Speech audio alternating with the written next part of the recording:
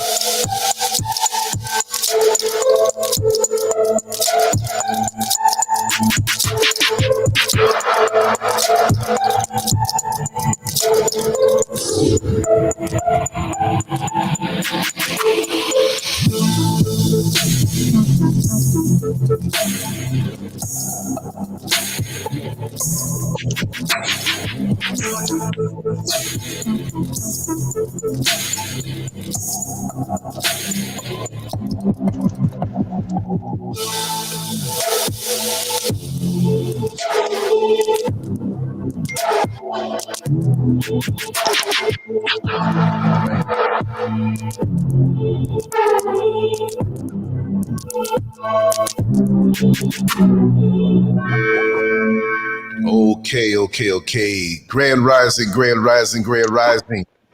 the Rising Show with Empress Ella G. I see we have our family coming on in. Empress Ella G. I feel like a prison inmate, and my family came to pick me up after a 20-year sentence. I don't feel as though I'm in prison right now. I'm just saying the joy and the happiness that I feel is comparable to that. You know what I mean? Locked up so long in America, yeah, I can compare it to that. That I have no yearning for the place, but I have a yearning for the people, my people that I love so much. So many have taken it where, it's a rejection. No, I still love you. I still miss you. But, it's been so long since I had a slice of pizza, and it's been so long since I had some pizza. So let's go and get the party started, and let's celebrate. How are you doing, Priscilla G?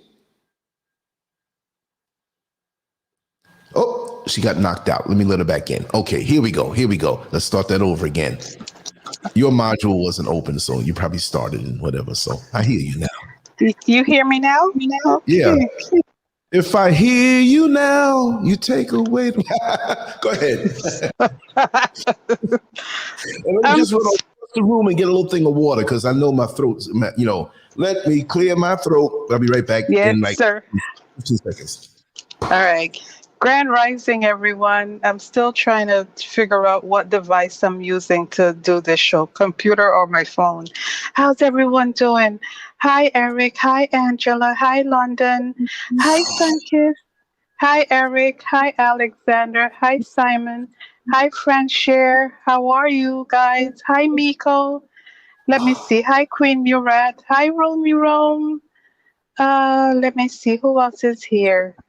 That's it for now. How's everybody doing? Hi, Indigo King. Hi, Superman. Hi, guys. How's everybody? Yay! Yay! Grand Rising, Brother Lance. You sound Yes. chirpy. Yeah, yeah. The closer you get to your goals and you're where you should be, like I said, when you're on track and attempts to throw you off were unsuccessful on an external level, it's even more of a joy to know that you're not trying to be successful on a worldly level. When I say this, what I'm saying, but your success kills the haters. See, Right. and Yes. my version of success is not a monetary wealth thing like that. It's just about having time. Time is the real wealth. Money is not the real wealth. Look at the people who make lots of money but don't have time. Look at the people who make lots of money and they may be a CEO of a company or have some really high position and they have all of this money and their pleasure is fleeting in life because when they do things that maybe those of us who may not have that amount of finances do, it's fleeting. It's not done with Exactly. peace of mind. I see animals, which technically we're animals too, so I'm not saying that in a condescending way to anybody, but we see animals in the wild and we think that you're living this life, when you really think about it, technically they're homeless. There's no house, but the Exactly. world is But their the world home. is their home. They Exactly. don't have a refrigerator, but there's food all around them. Mm-hmm. Like I said before, I never saw a deer have a nervous breakdown. I never saw a squirrel commit suicide. So those of us who strive to have all of this money, which we're in this system, I don't think that there's anybody in this chat room who wouldn't love to find an extra $1 million plus in their bank accounts. So don't get me wrong. Let me check mine right now. So for me, it's that we have to deal that way because we still have our feet in the system more or less. So the goal for Yes. me is to get out of the system, off the grid where it takes very little money to live and hopefully none at all. No obligations, nature taking care of me. And what I've traded off for materials and goods as far as building a structure, well, that's a once and done thing when it comes Right. to that. Taxes Right. to a loan, Right. pay them off early. If they're cheap, pay them off 30, 40 Yes. years in advance. Now I Mm-hmm. owe nothing, leave me alone. Have your Exactly. children or the designated ones take over if you leave this plane so they too can enjoy that kind of freedom. The life goal should be that no matter what other goals you have, is to get the monkey off Yes. your back. But Yes. don't think that when you see that person drive up past you in a luxury car, which it's fine. If someone gave me a luxury car, I'd probably sell it and get the money, get a cheaper car, more less expensive, and do other things with it. But what I'm saying is that when they put their nose up at you, you're Mm. not to feel bad. Don't feel bad. More than likely, your head is clearer, your thinking is Yes. cleaner and Mm-hmm. clearer, and you You have sleep more. better at night. Mm-hmm. Exactly. So peace of mind is not a either or thing. Let's get Mm-hmm. that straight. It's That's not the thing. Yeah. exactly, and it's a gradual gain. Mm-hmm. Let's strive to have more peace of mind in our situations every day incrementally, because we're not. Mm-hmm. Well, I want peace of mind. One day I'll get it. You can get it now. You have to put it on layaway, or you have to Mm-hmm. make regular payments on peace of mind, and you have to know what it will take to bring you peace of mind. How the hell are you going to have peace of mind and you're running the other way toward the stress, toward the depression, toward the addiction, toward suicide in a world and in a system, in a society that's not going to feed you right to have peace of mind. Right. Toward the addiction and towards suicide. Oh, you got your computer on. I think, yeah. No, yeah, I just Yeah, accidentally hit it. Yeah. yeah. Yes. Yes, my brother. It's good to see you and hear. Well, I can't hear your voice, but it's good to see you. I heard your voice when I saw you. And you're in on Facebook. So if you want to vibe with those who are on the chat room, the most of them are here at YouTube on Lance Scurv. So if it seems like people are ignoring you in the chat, well, you can't see the chat here until you come here. So if you can, come on over to YouTube, Lance Scurv, right? Okay. Yeah, like I said, that's the thing. And just like you said, Room, I can see clearly now the rain is gone. We don't realize it sometime right away because we just came out of the womb and jumped into the race without question, because those who came ahead of us were in it, and they may inadvertently direct us into that, thinking that that's the right thing. Right. I'm not telling you it's not the right thing, because you may not be to that point where you can see clearly now that the rain is gone. That's a good title for a show.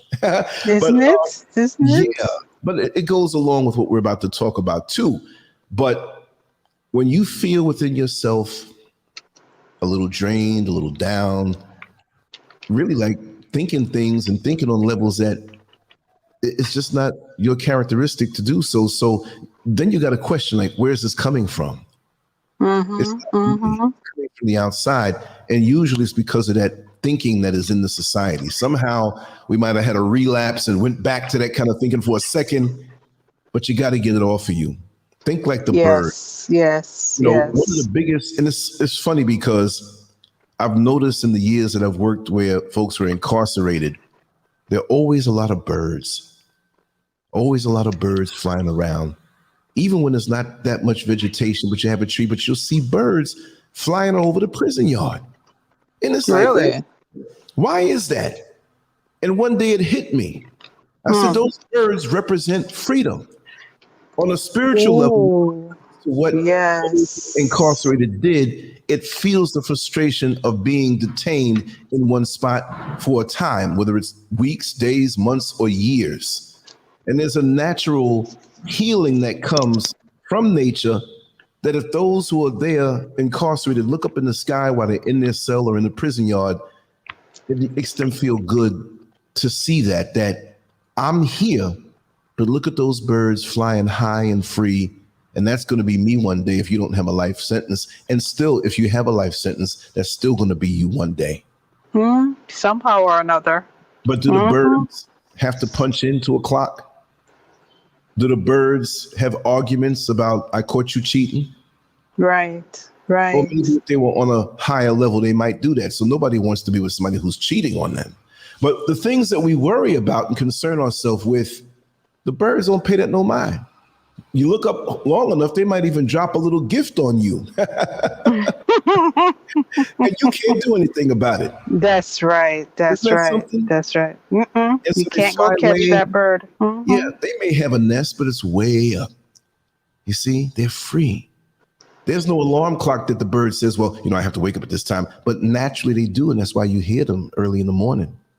And there's a joy when you hear them every day. What do they eat? Right. Do they go to McDonald's?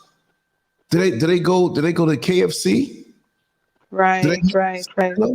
I'm quite sure they don't have access to as much variety, but they do have variety in nature with the berries and the things and fruits and things and seeds, whatever. But they're not worried about that.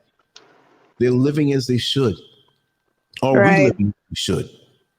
Or has it been dictated to us to live in something that's like wearing a shoe 1 or 2 sizes too small? We don't feel right.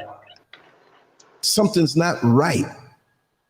And in that something not being right, we go with the title of what we're going to talk about today. And of course, we're going to go off and over the yellow line and down the block. It's like that person that's driving and you're not driving, and you might be sick at home and you say, listen, just go to Walmart, go to Target, go to the store and pick these things. I need this medicine. I want this little bit of food, whatever. And you don't see them for 6 hours because they go all the way around. They're not stealing your money, but they're just that kind of person. So me being talkative, I'm just that kind of person. So reel me in when you have to. Absolutely. So, Angela sent you a cash app. I was just typing a thank you. Angela Barksdale. She's in the chat. oh, Angela, thank Yeah. you. Yes, thank you so much. Okay. Let me see. I gotta scroll up. I'm gonna find you. But since you conveyed that message, I just want to say thank you for the help. Thank you for the love. Yes. Everything shared will be put right back into this platform. And I am where I am, but I'm gonna put the work in. You're gonna get a couple of hours of us every daggone day. And even though we don't But schedule God, things, yes. Listen, I'm all excited. I'm stepping all over you. no, it's okay. I Listen. understand what you said. I'll take a sip of this tea. Okay, guys, if you didn't see it yet, please go watch the show last night. We did a late show. Lance premiered some new music.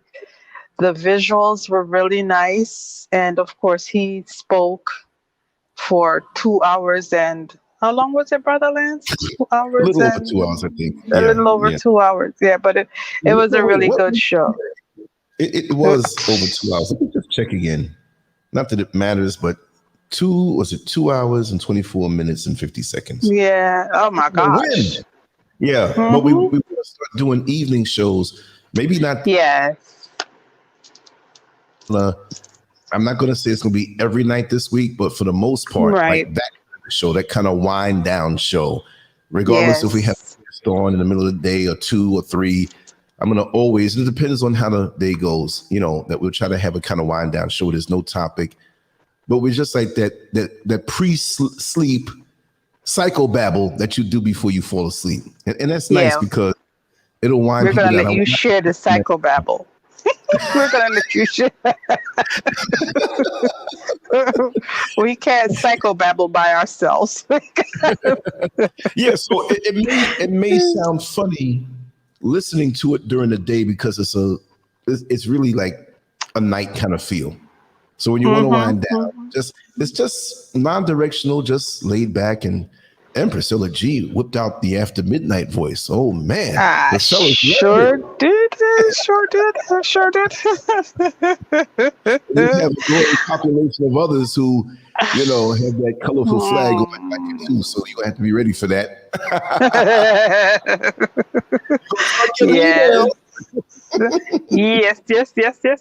Hi, Tina. How you doing? I see you missed last night. You went to sleep. You know what? I kind of figured that a lot of our morning people were going to wind up being asleep. But, we had a good crowd nonetheless, So when you get a chance, go back and listen. Hi, Yeah, Synovia. Yes, you missed it. Yes, playing your yes, game, yes. Tina. Your game, Tina.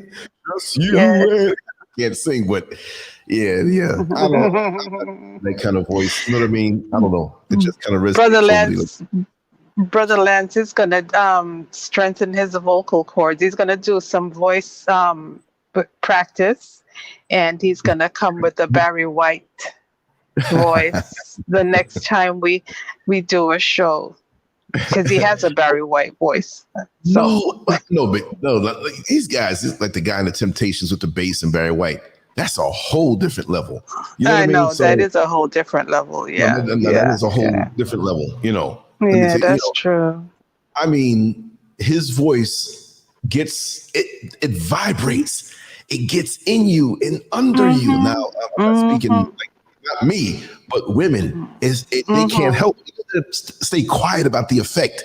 It's like I gotta go to the restroom, and when they go, they just dab in a little Yeah. moisture.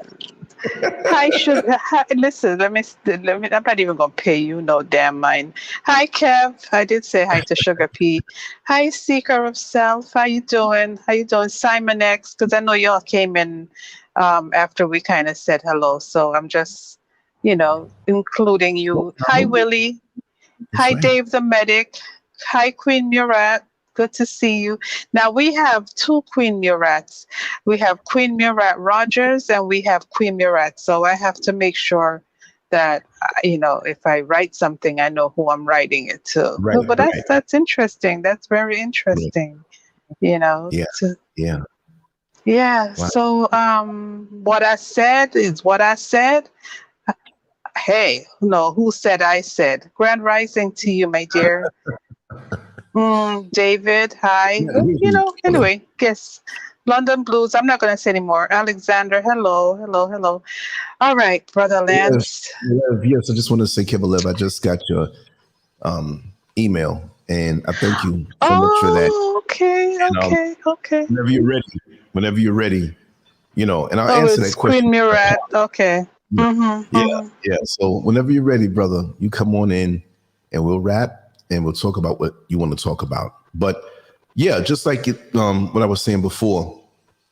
And what was I saying before? Because when I flow, I don't even. Once I get detached, I'm like, what was I talking about? It's like the Hulk changing back to Bruce Banner.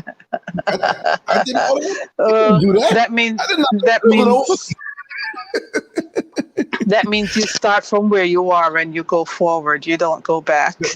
That's right. That's right. But when I was saying that, we're living basically very dysfunctional, and this is not a Yes. put down because there's still remnants of dysfunctional living on me. Nothing Right. major, I would hope. Not if somebody sees something and points it out, I'll accept it if it's true. But I've been working on myself a long time, and I'm much better in my actions as opposed to reactions.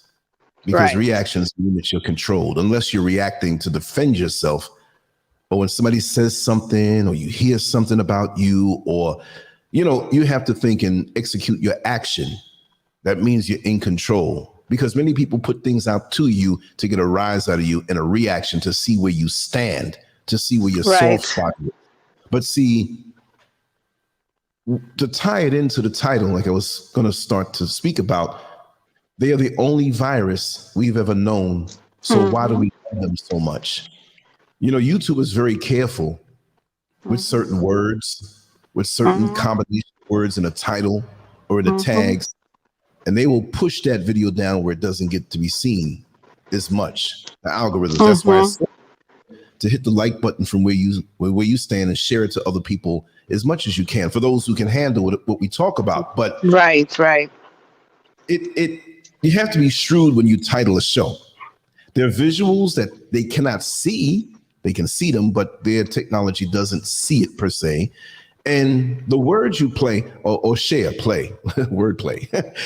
So Mm-hmm. when I Mm-hmm. know exactly what I'm talking about. If you're a black person who grew up under that kind of rule, you understand exactly what we're talking about.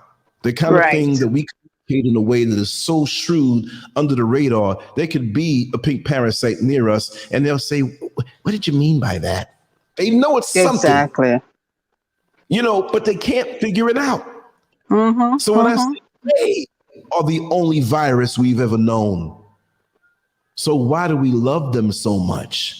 Those who are conscious and aware as to the real deal in this world will know Mm-hmm. exactly what I'm saying. Just the same way when Exactly. you see a sister in the supermarket and another sister in the next checkout line, they're both in checkout lines that are next to each other, but there's a white racist woman trying to belittle the black cashier. And it's nothing that we need to intervene with, but it's something light. But that black woman who doesn't know that other black woman in the next line will look over with Mm-hmm. a and might even go, And in that communication, as simple as it is, they don't Says have a their whole lot. Mm-hmm. to download that signal, that radio signal of how we talk that we Mm-hmm. learned on the plantations, but we always had the connection long before that. So it's not a plantation thing. We just had to develop it more while we were on our knees, digging up stuff out the ground or working, and so-called massa was close by. So we couldn't say that we were going to break out off of the plantation that night. But we had Right. to mix it in songs. Swing Mm-hmm. low, sweet chariot, coming for to carry me home. By Oof. midnight, I'll meet you by the tree, and we'll get the hell out of here. It didn't go like that. Oh, are you practicing for tonight? Barry White can still sing better than me, and he's not on our level right now. That's how good he was. What is his energy still exists somewhere. So Yes. my thing is that we talk about this current virus. Yes. Okay? And they talk about the pandemic. Mm-hmm. Talk about how many people have died. Mm-hmm. And so I'm not going to earn a thumbs down from a pink parasite who doesn't like the way I speak. I'm not scared of them, but I do want this video to go out there. Mm-hmm. So they say the numbers, the actual numbers, Yes. because the media works along with them to amplify things up. They work along. The media is pimped by the world, and I'm not saying anything dangerous. I'm just saying an opinion, but nothing medical. This is my opinion on the proximity of these powers that be. Right. And in the YouTube community guidelines, they said nothing about this. So I'm shrewd how I'm doing it. See, so they're pimping them. The World Health Organization pimps the media, pimps the politicians, pimps all factions of us, organizations and agencies, governmental, because of what they're putting out there. Now, this is one thing I'm going to say. People say, well, Lance, I had it and it's real. I am not going to say that it's not real, but you have to read between the lines. There is something out there. Exactly. But it's not this out of control situation where it's out of control. They've been spraying a whole lot before I left Orlando at night. Yes, yes, yes. You were spraying at night. What was that? Is this some type of time release thing that it's not going to hit them for another year? But you've been spraying every night in the name of this thing that you say is out there that we have to take a jab for and wear a mask. Right. It's in the grass. It's in everything. But we have more 5G towers put up at night. They were getting busy at night in Orlando. They didn't do it in the day. We were kept in. You got to piece things together that seem to not be related. White folks coming in the black neighborhood in Orlando where I was and knocking doors. And how do you feel about 5G coming around? Why do you care about what you are already going to do? Why do you want to know the state of our mind? Pay attention to road construction. Right. What are you doing your part in the bigger scheme? And why do you care? Right. You want to find the conspiracy theorists? You want to find out who doesn't agree or who knows a little something so that you're targeted, so that you get pulled over at a traffic stop and popped in the head and he reached for something and I didn't know what it was. They'll do that. They'll do that. No, I'm going to tie all of this in together because I know they were spraying. They always spray. We all chemtrails. No, it's more to it than that. Right. Because now they turn around and say this thing is going around like this. And so we need to take this jab. So there's this virus and you need to do this. Nah. All I'm going to say is no. But there is something. And we had something a couple of weeks ago that was severe and lasted weeks.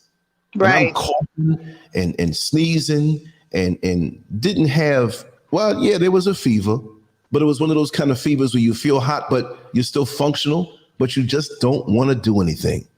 And I think by the way I take care of myself, whatever. So I think because me and Mrs. Scurv had it at the same time and she had it worse. We came out of it. And then we thought to ourselves, wait a second, this is not normal.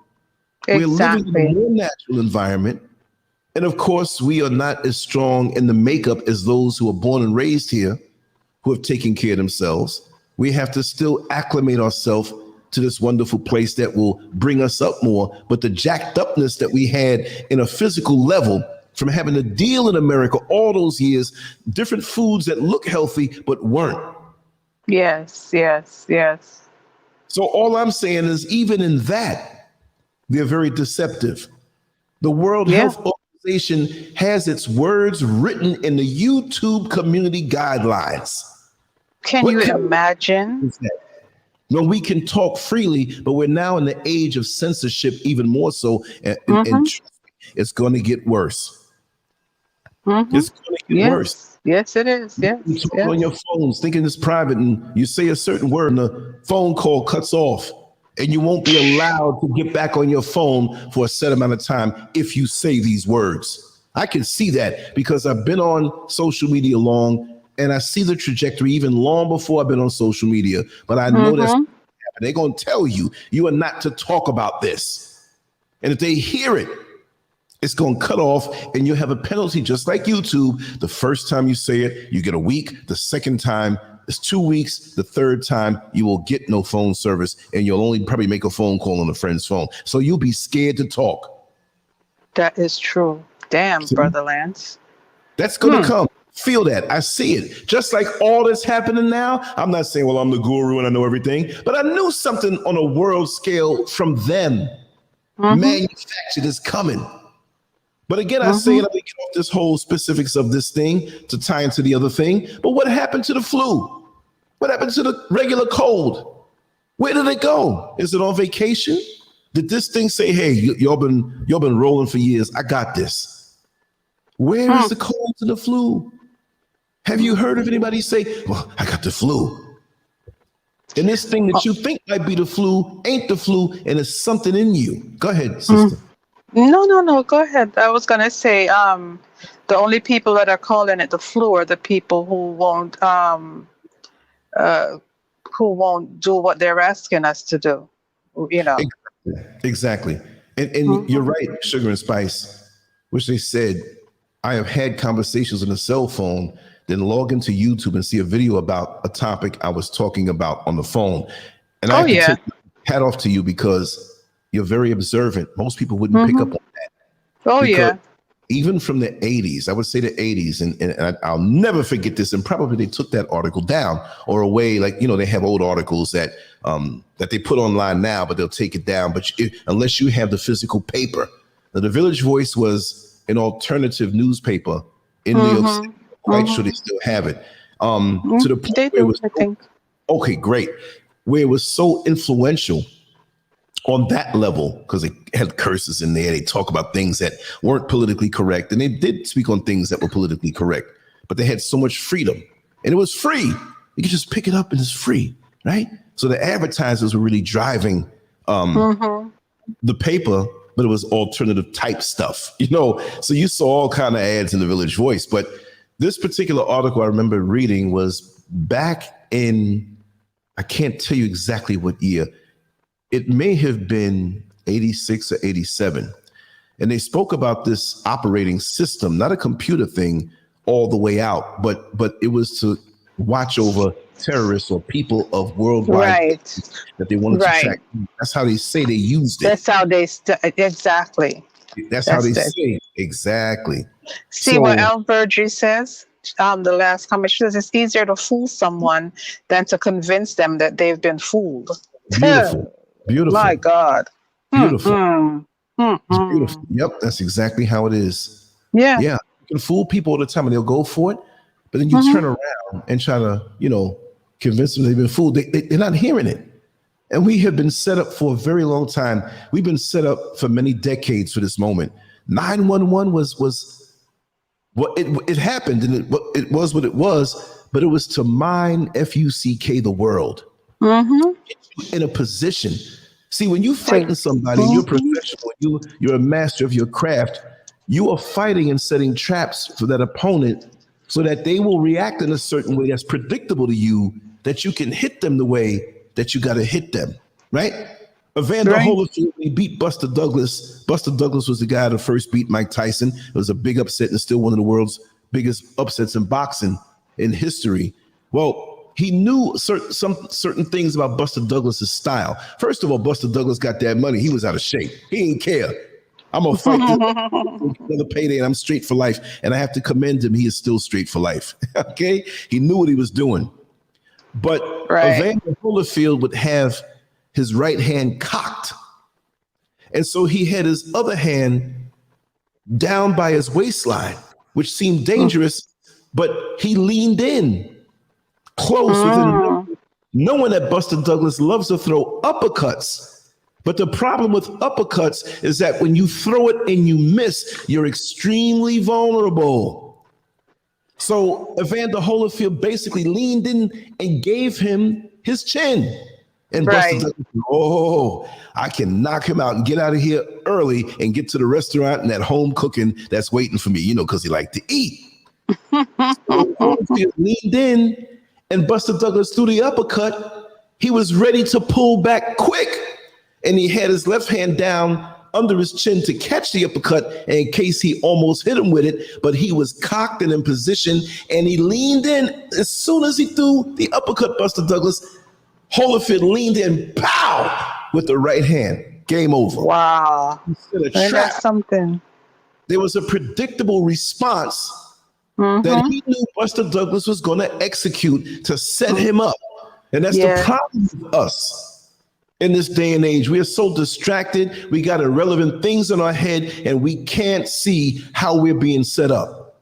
Exactly. I can see a lot. I'm not the master of this.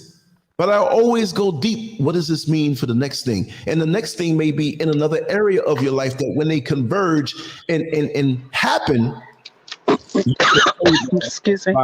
you could have told that by the factors involved, even if they don't have a Doppler radar and all of this stuff that can predict the weather because of the various conditions. Those who are Native Americans and in all South America and over here in the motherland, but the people who are connected to the land, they can tell you when it's going to rain, when it doesn't seem like it's going to rain. How do you know this? I learned from Mrs. Scurv one time. There were all of these ants that were getting in the house and walking around all slow. They didn't walk with a purpose like we're walking to bring this here. They just walk around. And it was like, where are these ants coming from? We keep an extremely clean home. But in Florida, there's always little cracks, little ways that they can get in. Oh, yeah. Oh, yeah. Outside and inside. What is this? What's going on? She said, well, when you see ants walking around like that drunk, and a lot of them, it means it's going to be some very severe rain coming. Wow. Also, flying ants, the same thing. Wow. When you see it like that, and lo and behold, maybe 2 or 3 days, maybe even a week later, they could sense it. So if we're wise and connected to watch the animals. Exactly. They talk to us. Yeah. There are animals and insects and all kinds of living things that we are part of the system that if we observe them, we know it's coming. Yeah. But we trust in the artificial so much and are disconnected, and we get broadsided every time. Now, these days, when a hurricane is coming, people, you hear about the hurricane? Because they will talk about that ahead of time. But we've given up on natural instincts and connectedness to know. Now, that's on a physical level. That's true. No, I was just going to say with the animals, excuse me, because for the most part, we all live in this concrete jungle. We don't have the animals that can signal us anymore. So we really have to pay attention to what little we have. When we see ants and we see certain other insects or whatever that are utilitarian type creatures, our first instinct is to kill them. You know what I mean? Exactly. But they're there. I mean, yes, they're a nuisance for us at times, but they're there for us to pay attention. Exactly. I mean, the birds are there for us to pay attention. When you see birds converging into whatever they call them, I don't know what they call a group of birds, but pay attention to what's going on. Because it's not, you don't always see those things. So when you see it, you know what? You got a phone, you got Google, look up packs of birds. What does it mean when you see packs of birds together? What does it mean when you see such and such? Those are our telltale signs now that we don't have, we're not living in nature with other animals that could show us things. Like, for instance, the earthquakes, when there was the earthquake, even in the South Pacific, the animals were moving. The animals were looking for higher ground. Nobody was paying attention. Nobody paid attention. Everybody was just busy having a good time, out on the beach, drinking their Mhm. drinks and doing Yes. whatever they were doing, you They're there to know? aid us. And Yes. we need to watch and listen and be in tune with them. And Thank you. so Thank you guys, flocks of birds. It didn't come to me that's right it. away. Airplanes and fighter jets, No, but it it's a funny thing, and I'm still going to move on into but this is interesting talk anyway, right? So Mhm. they tell you that, well, you need to buy these shoes, these sandals with the little bumps in them, like the little Mhm. bumps, and it emulates a trip to the specialist to get some reflexology done.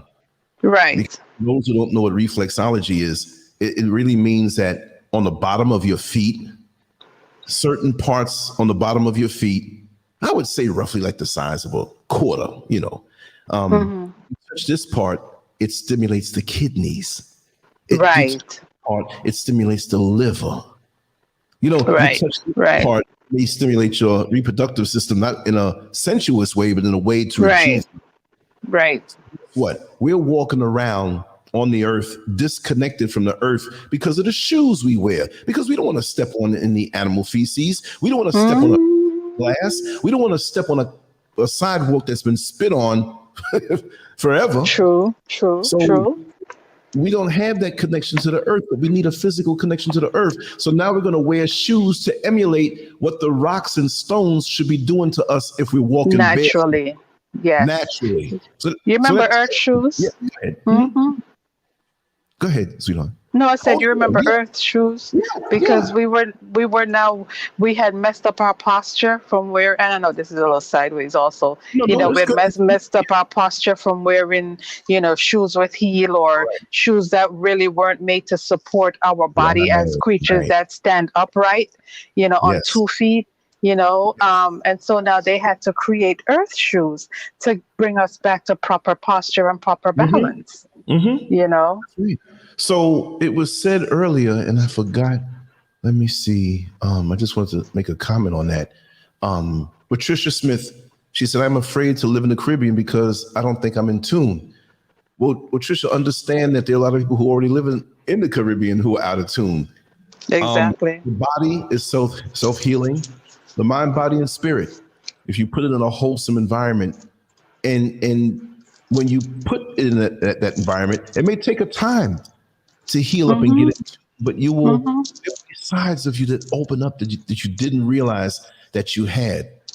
And yes, you Right. can get in tune. You have a piano that's out of tune, you can tune it. A guitar, you can tune it.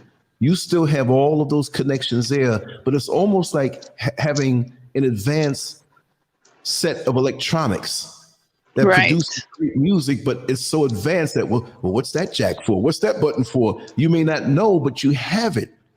So understand you have it. Mhm. Don't be that person who sees a person riding a bike and they don't know how to ride. I could never do that. Oh, I'm not saying you're being negative. I'm just saying that understand that I don't care if you lived in a city all your life and disconnected, it may take a little longer depending on how you were cut off from nature, a nature that was there for you.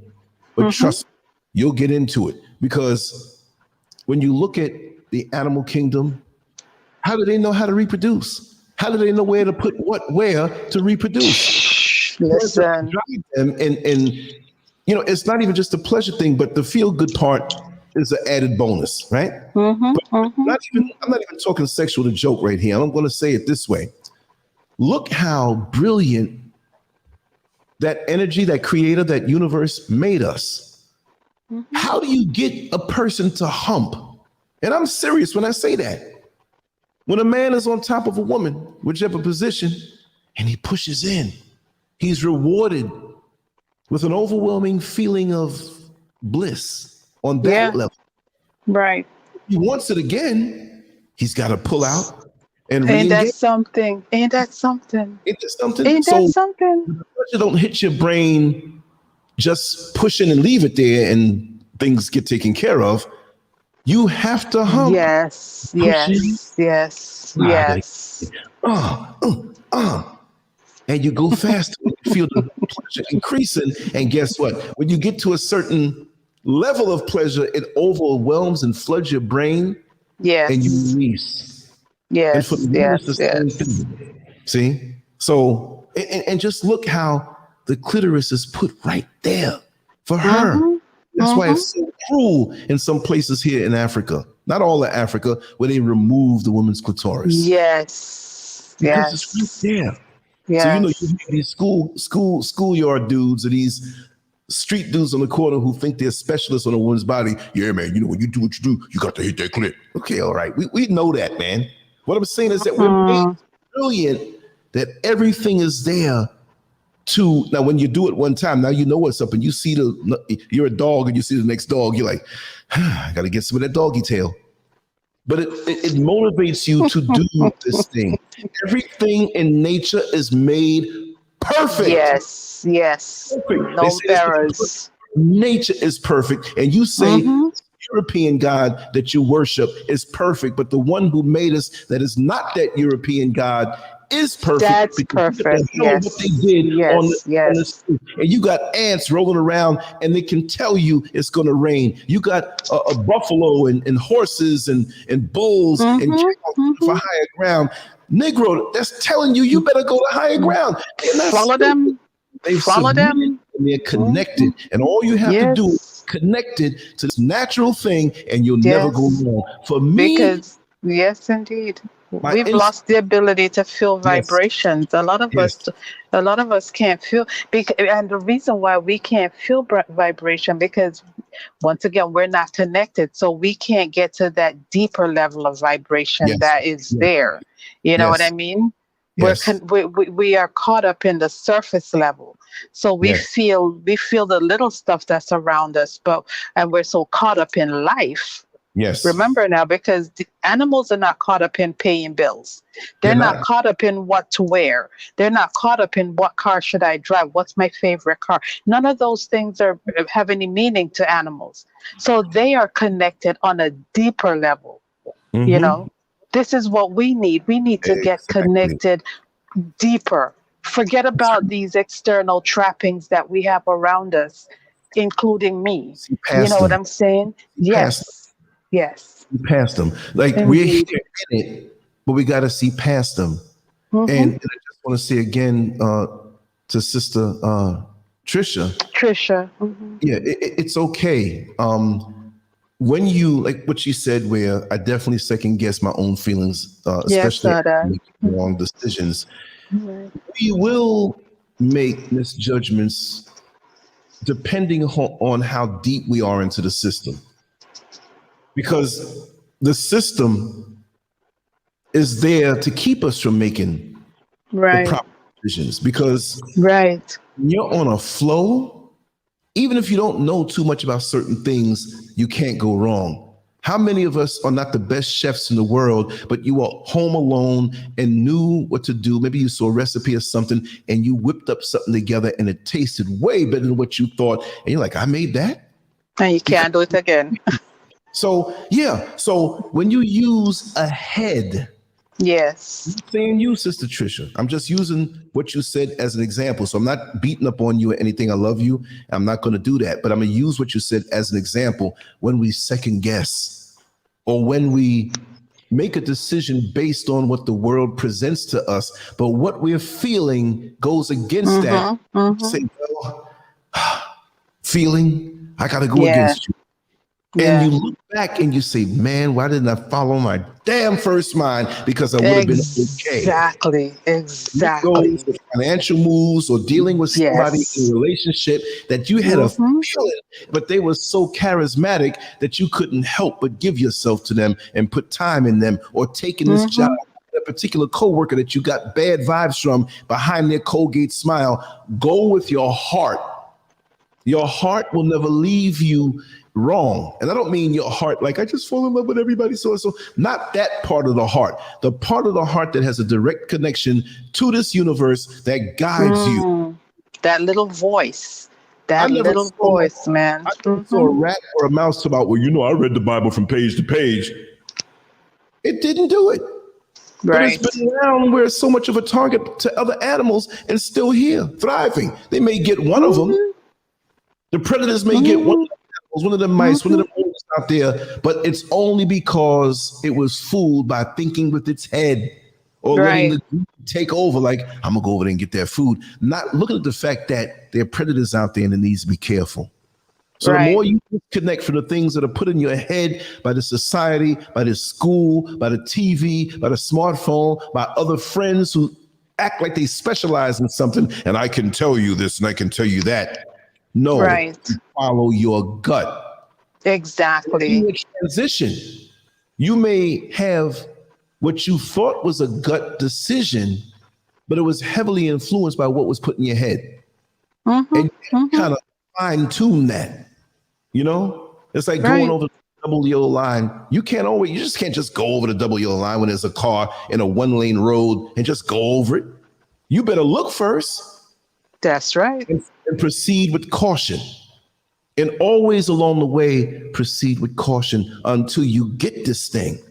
Like when you see a child first learn how to ride a bike and it's wobbly, or a child before they're a toddler and they're learning how to walk, they walk on legs and fall.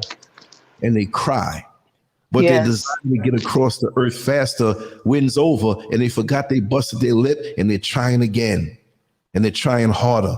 And now here we are, taking it for granted that we can walk around. How brilliant is that also? We got 2 feet and can move. People can't move, but they got 4 legs under it. But we can walk balance. We can walk. Do you understand how brilliant that is? How were we made? In a brilliant way. When we go crazy over the newest Apple computer or the GPS system in this new vehicle, and we got the GPS system for so many countless years. And as long as we stay close to nature, it will automatically be upgraded. That's right. You see what I mean? That's right. And nature is foolproof. We can go out in a place where there's so many mosquitoes, and there are things that we can rub on our skin to keep them off of us. But see, if we don't know that, we think we got to go to Walmart and get some mosquito spray. Right. Chemicals that we're putting in our bodies. And listen, and they do these things so sneakily. That's the thing, you know. When they want to get these things on us, yes. Yes, it's so sneaky. I mean, think about it. Oh, let's, just go and get some off. And then when you read the ingredients, you don't know, because most of us never took the time. Now we're waking up, never took the time to go and research those ingredients. Now you're finding all the chemicals that are in it, but the things that it causes, and so on and so forth. I mean, hell, they probably been putting the stuff that we're dealing with right now as a pandemic. They probably was putting aspects of it in the the things that we're using on a general basis, and don't even know it. On the side of the Lysol can, they mentioned this C19, this thing.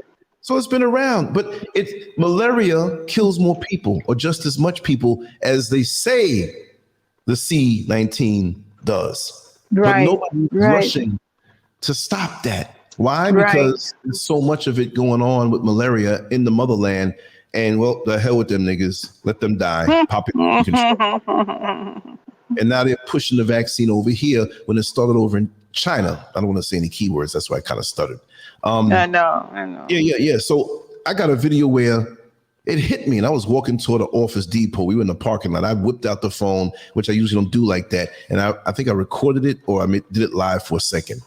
It was like a 5-minute video. I said, wait a second. I'm not seeing the statistics on who's getting this and who's not. And this was in early 2020. I think it was like January. Yeah.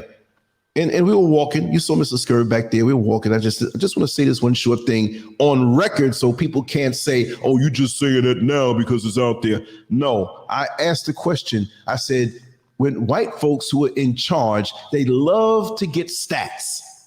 It's a fixation with them. Well, statistics say that, and they get all kind of weird statistics. So it's something like that it didn't hit the world as of yet. And I knew it would. And I knew it was going to have something to do with us. It's like when you work on a job and they don't like you and the coworkers are racist and the supervisors are racist. Guess what? Something ends up missing of value that company owns. off that day, they're going to find a way to blame you. Well, yesterday something was missing. We had it here all day. And do you have any idea of what, how it could have been missing? Well, yesterday I was off. I wasn't there. Well, passed by, or did you pick up your check yesterday? Or they're going to try to find a way to pin it on you, man. So how this guy named Bill Gates, who ain't a damn doctor, who can't even hold his own marriage together? Come on, Bill. Right? Look like an alien anyway, but let's just say this. And I'm not going to condone anything with his wife. Right. But you got all this money, man, and you ain't got no game. See, I say game because he put himself. You an old nerdy white man. You might be connected to some Illuminati business, whatever have you, but you can't even master a basic thing where you can get women to go along with you. And that I'm not saying that's game. It wasn't emotional with him. We got that's right. He's this nice white man who's a nerd and the Microsoft thing and whatever. But how do you end up making decisions worldwide and that's not your background? I could never figure that out. But you can't even hold your marriage together. You got billions. You're making millions every day. You and the queen are neck and neck. I think she got him, but he's making that kind of money. He's the wrong way. And all of a sudden he's making money. And you mean to tell me with all the money you have that you can't even, not that a woman wants to deal with money, but you Bill Gates. There are women out there, oh God, he looks ugly, looks nasty. But if he came to them, I'll throw $2 million. Here is some slurping. Listen, I don't know, Brother Lance. I don't know. I don't know. I don't know.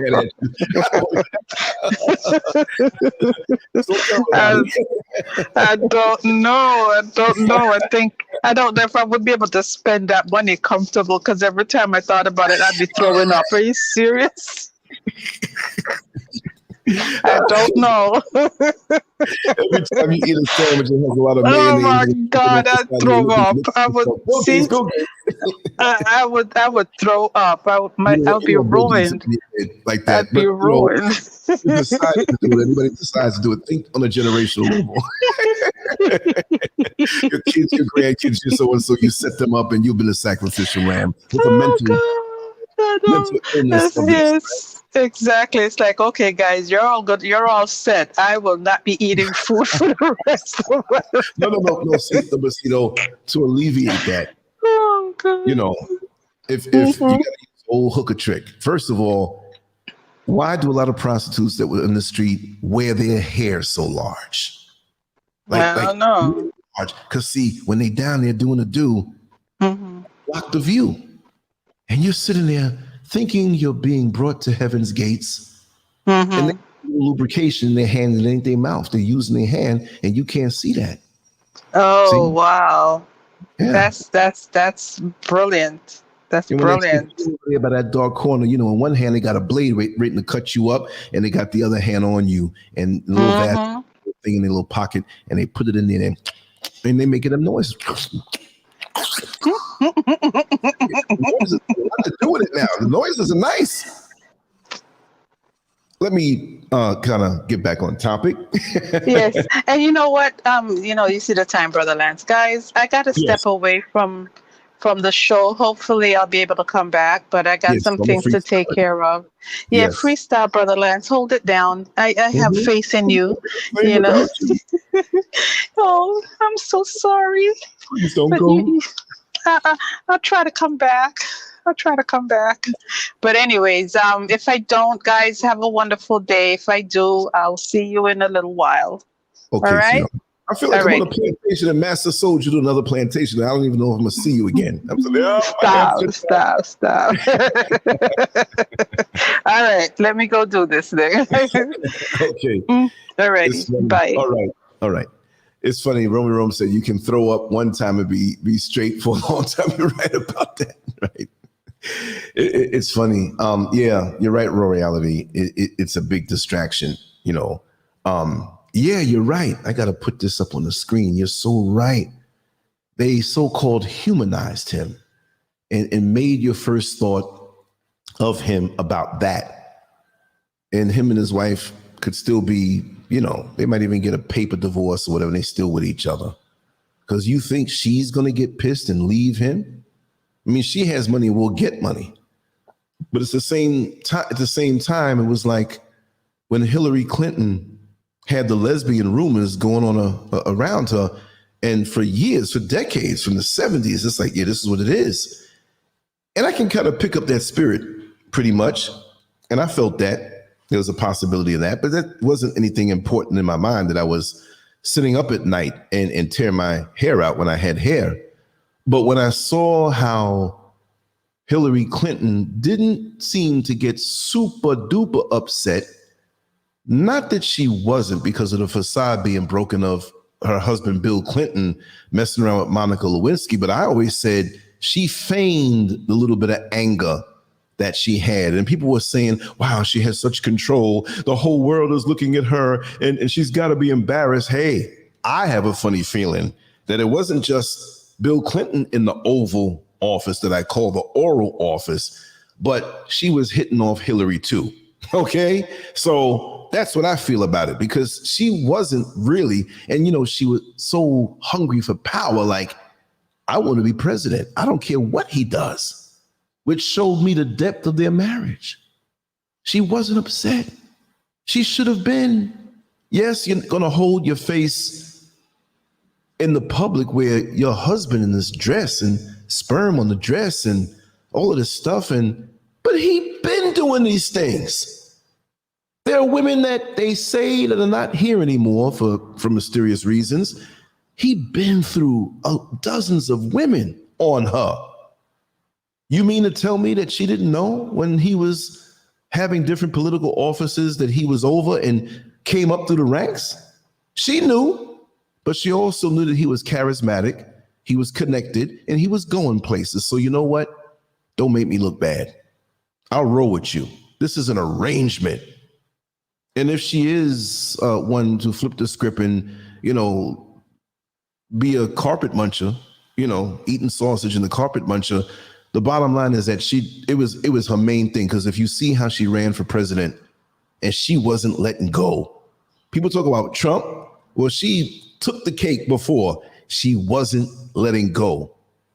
So that's that on that. But to get up onto the topic, which I'm going to try to stretch it, because we want Empress Elegy to come back. But black son with a black woman, of course. And I remember seeing, and I hate to cite this as a reference, a National Enquirer that had a photo of President Clinton and the son. It could have been photoshopped or whatever they used before back in those days. They didn't have Photoshop back then, but the photo could have been manipulated. I know, but it kept coming up too many times over the years, but we don't really hear about it a lot because, things have to be kept hush hush. But other people are going to be like, yeah, that's President Clinton's son. You can't stop that, right? But what, oh yeah, no, that's true. Olial, yes, it's true. That word is out there. I can't say if it's the same DNA, but it's out there in a way that if you knew it, like through what was said, you're kind of leaning toward, that happening. If I rent a room in a house and there's a crackhead who manages to rent the next room over, and late at night, when I was out of town, my door was busted into and stuff is gone. And all of a sudden they say, yeah, man, he was spending all this money. Chances are the crackhead, he was the one who did it. So look at the rhythms. So here we're going to go. They're the only virus we've ever known. So why do we love them so much? We don't know this thing that they're talking about now, right? We don't know. But we know what we know as far as our experience here on this planet. I just can't say just America, but on the planet. Our experience here is well documented, and it's not even documented as much as it could have been. We hear of the travesties and the trauma and the torture that we've been through. But guess what? For the most part, unless it's part of the oral history of us passing it down, which has come down successfully, that one who executed these travesties on us for hundreds of years. And also, to be honest, the Arabs in the slave trade, long before the white man got down with it, I heard it was like 1,000 years. So we've been effed up for a long time. We've been that pass around that was passed around against our will. We were traumatized. We were used by the world's people, the other people. And I feel it's because we're not evil like that overall. I believe we've learned to be evil. I believe this is something that is an acquired taste, to be evil like that, and to have a sustained evil, which we don't have like those others have shown on us. But when you depend on that one who conquered you, who enslaves you, who continues to exploit you to this day to tell the story, well, guess what? You ain't gonna get the story right. You get into a fight with somebody and they hurt themselves. They fall to the ground, get a concussion, they fall unconscious, whatever. Now they're in the hospital, but they're talking now. The cops go to speak to them, or detectives rather. And then they come to speak to you. And they're trying to match up the story and make sure that they can kind of see what really happened. But you tell your story in a way to minimize. You try to make it seem like self-defense, but you were the one who started the altercation. You were the one who could have backed down when it wasn't at that level. You were the one who initiated it. But you're going to try to play victim, and you're going to try to minimize it and make it seem as though it wasn't the way that they know that it went, because you didn't know that there were people peeking out the window who saw, who came and gave the information. So you got 15 people who has a story that pretty much 85% favors that one in the hospital who you hit and made them hurt themselves. Now they moved the wrong way and now they're paralyzed. Now you got a big case on you. See, they tell the history. They're in control of the school systems for the most part. And this is why it's very important for us to homeschool. Very, very important. That we don't want to get any of that mentality in us where they have taken such a bad situation and turned it around, and they will have the nerve to tell you, you better be glad that we saved you and brought you in from Africa, because we civilized you. We taught you how to survive in the concrete jungle, in a place where you are against nature, the very thing that sustains us, and you so arrogant you can't submit to nature. Nature is the closest thing to the God or the supreme being that we know on this level. If we can't understand and see through our third eye that there's more to this thing than meets the eye. If we're cut off from that, we're doomed. And that's how he sees it, because he can't see beyond that. He's no better than a rodent under your feet who is determined to get up under that refrigerator where you haven't swept, and there's a couple of small pieces of moldy cheese that he can smell from outside. He's got to get it. He's not going to think and say, well, this is someone's home and let me go out in nature and just fend for myself. When they see something that they want to violate, they don't care the pain they give you, they have to get it. You take a person, I never heard of a person who's a trillionaire. That's a lot of money. Maybe countries have it like that. But you take someone who is steeped in so many billions that they think that they're not going to ever have to work or their bloodline for the next 10 generations. And they set it up where we're never going to have to work. We're elite. And they're 95 years old and they need some kidneys. Do you think that they're going to have to get in line behind a person who may be in Chicago, who is in line to get those kidneys, but the kidneys didn't show up yet? So they're hooked up to the machine.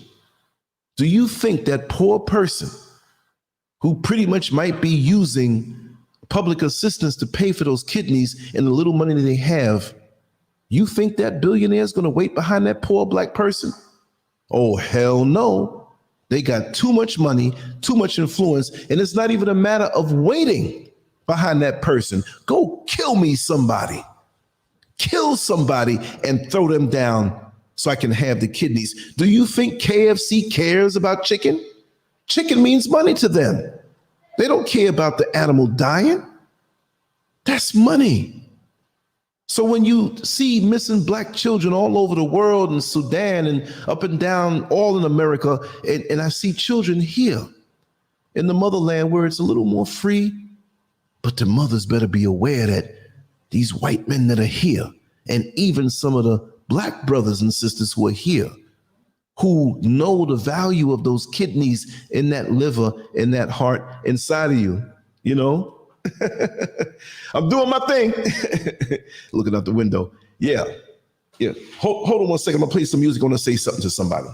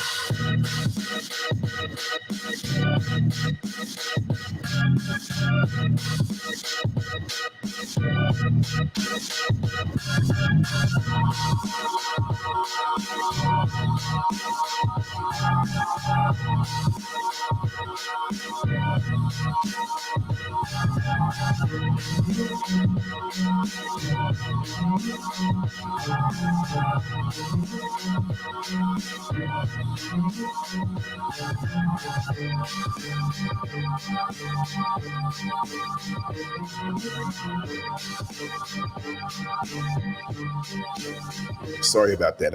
I couldn't pass up the opportunity to speak to my people there. Anyway, and I had to give them an important message. So thank you for bearing with me. And we got some things straight. We're good. Anyway, do you think that billionaire, the way we jump for money, you see, and we got to admit that in this system, like I said, if somebody were to throw me $1 million, I'm not going to do certain things, but it may influence me. Okay, so it is what it is. What is that noise?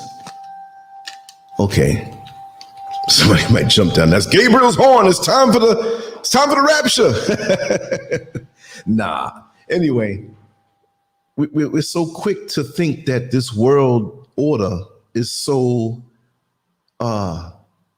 upstanding. That's the word I'm looking for. The commercials and the influence, it works both ways.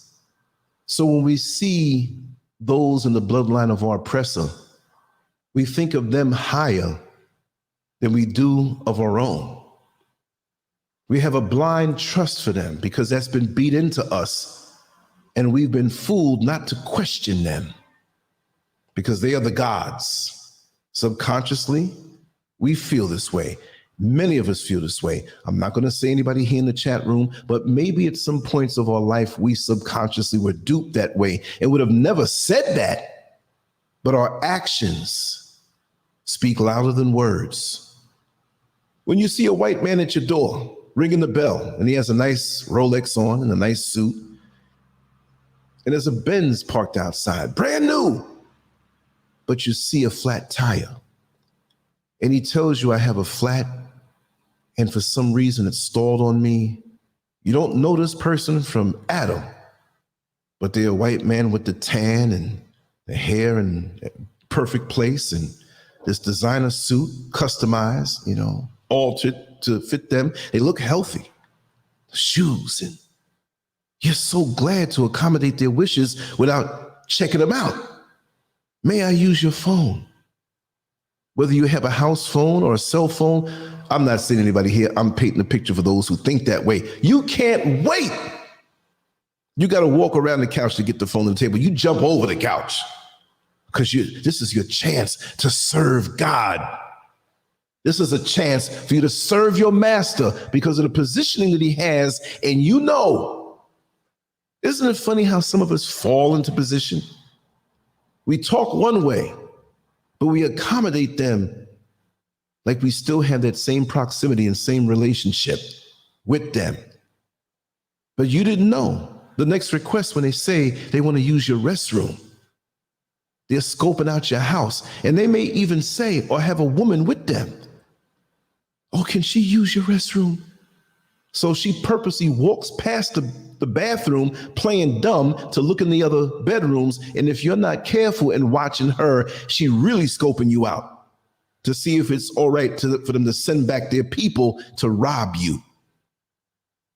Just that quick.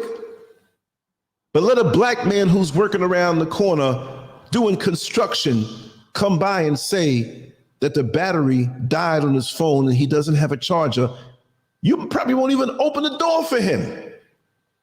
And you damn sure ain't gonna make him use the bathroom. You're like, listen, we don't let strangers in. You can go on and feel free to use the yard. It's okay.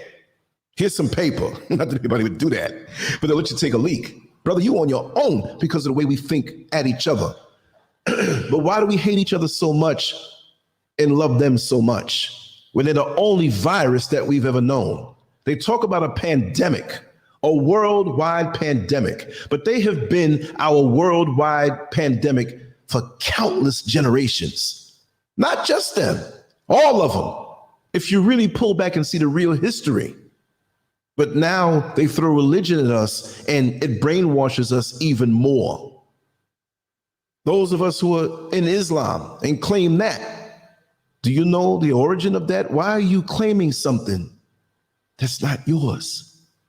And the people who practice that originally, they don't want to have nothing to do with you in general.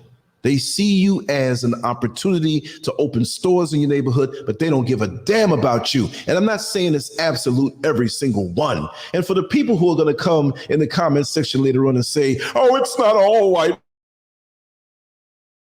We love them so much. That's that damn virus. You got the pandemic that has been around all these thousands and thousands of years, and you ain't got no cure for it. Like Diana Ross, I don't need no cure. I don't need no cure. You're infected with black inferiority, and you don't want to be cured.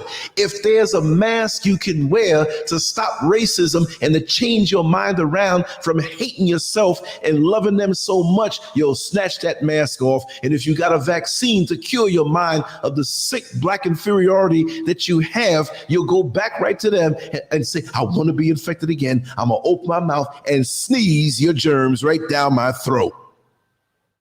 That's how sick we are. Sick. Mentally, spiritually, emotionally, physically sick. Because don't you know that when you have spiritual sickness and mental sickness, more so the spiritual and even more so the emotional, you can make yourself physically sick. Because as goes the mind, goes the body, but it's all connected. The Greeks, they basically said that healthy body, healthy mind. So they say, but you know, with them being thieves on our culture and our knowledge, they pretty much stole that. All of them stole everything from us. And they don't want us to know who we are. And we move like an item that's missing a part so that it won't work. Yeah, we're missing something and we will never work. We're missing several parts, but we don't question the store that sold it to us. We don't bring it back. We're afraid to bring it back. Not that we need them for anything, but we are afraid to look within and question what we're deficient in. Why do we operate that way? And we're so content to have the few of us, the very few of us, to have success in their system. But when they don't like us, when they don't or they don't agree with something that we slipped and said on these jobs, they're looking all up at your social media. They're looking at what you respond and say. That's the first thing they do. Why do you think job interviews have gotten so much shorter? They don't have to ask you anything. They go to your social media, if you have any, and go down the timeline. So you think I'm gonna go put in for some job? Not these days. Maybe I could out here in the motherland. But even those who look like me are so indoctrinated by the system. It's right here in the motherland, and a lot of people here, more so than America, I'm going to say, are straight brainwashed to the game that is happening globally on us. I was very disappointed. There are some who are wise. But even when they're wise, they're afraid to speak it. Now, I'm not saying get up with a bullhorn, but why are you going to speak on deaf ears that refuse, not even a deaf and can't hear, but they are coming at you with their attack on why you're wrong? And it's not about a matter of right or wrong, but look at what's going on. If it rains every day at 2 p.m. in the afternoon, why are you going outside with no umbrella? Don't you know how they are? They are beyond predictable. Because the system they set up to keep us in place as leverage, because we outnumber them. They're only 9% of the total population of the world. And like I've said it before, they don't want you thinking on a global level. They just want you to think as far as the boundaries of America, the boundaries of the UK. And in that particular place, they can manipulate the numbers and call you the minority.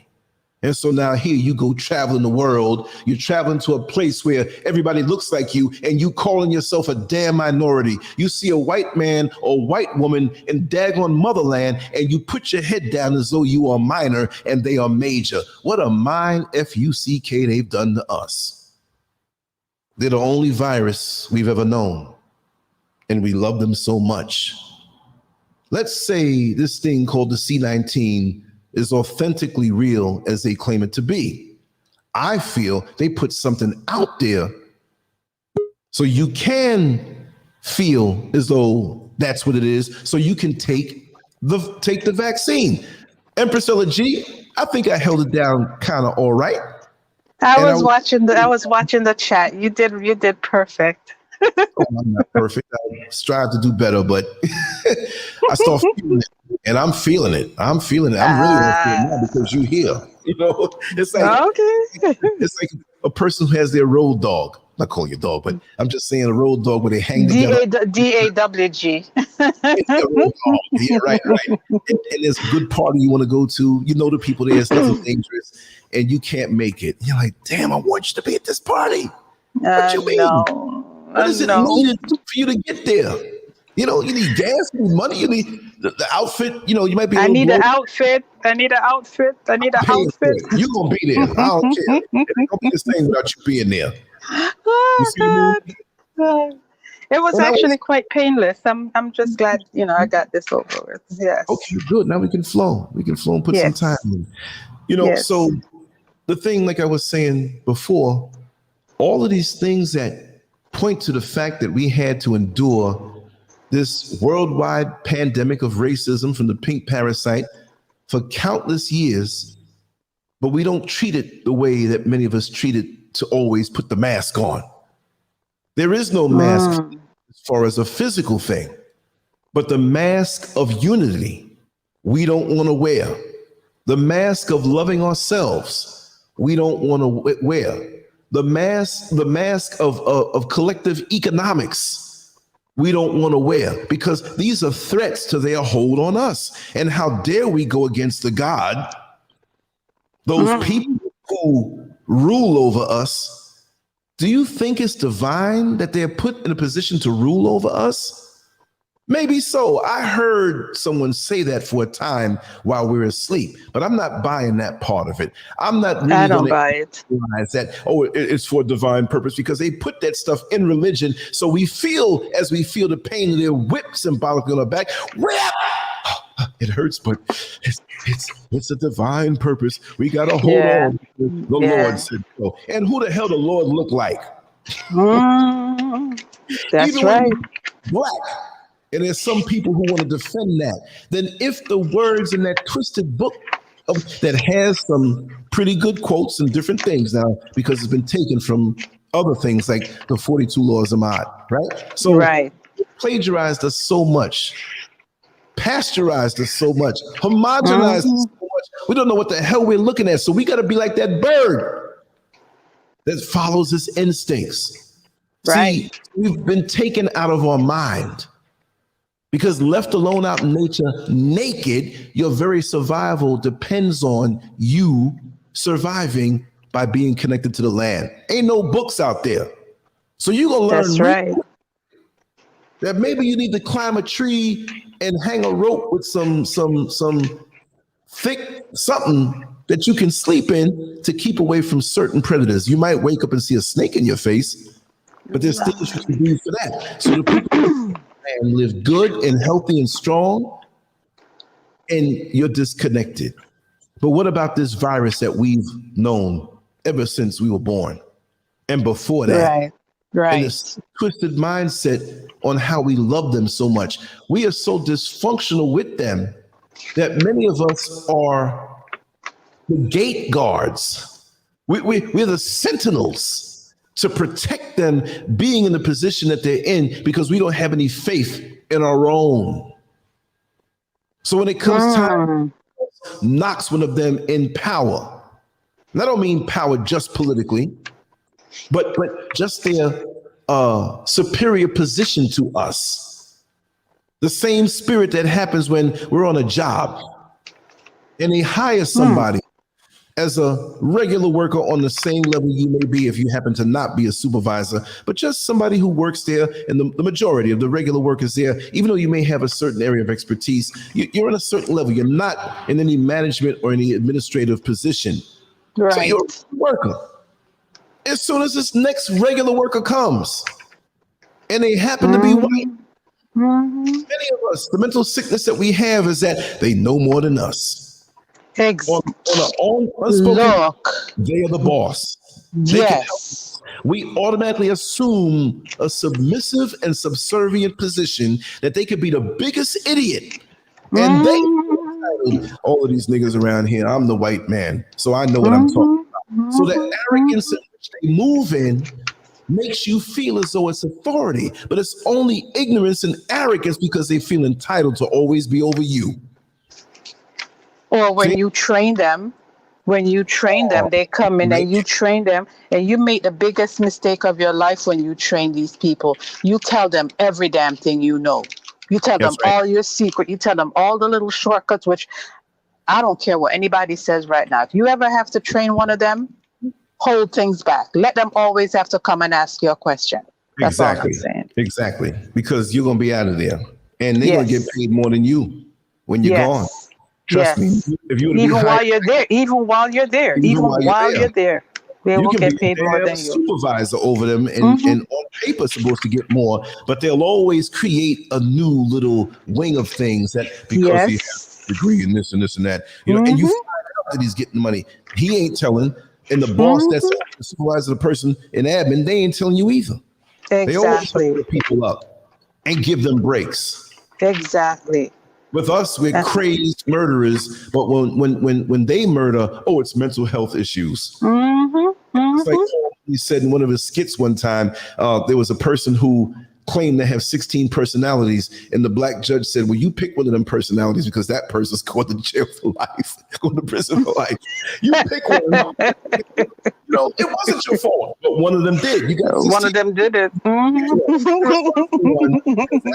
is going. Now the other 15 can be free, but you know it can't happen. That's a good one. That's a good one. For real. We love them so much that we allow them to get away with more, even when we know that they're not right. One who's obviously on drugs in certain social situations, and we start to say, well, maybe they're sick and have a medication, they're acting this way, whatever.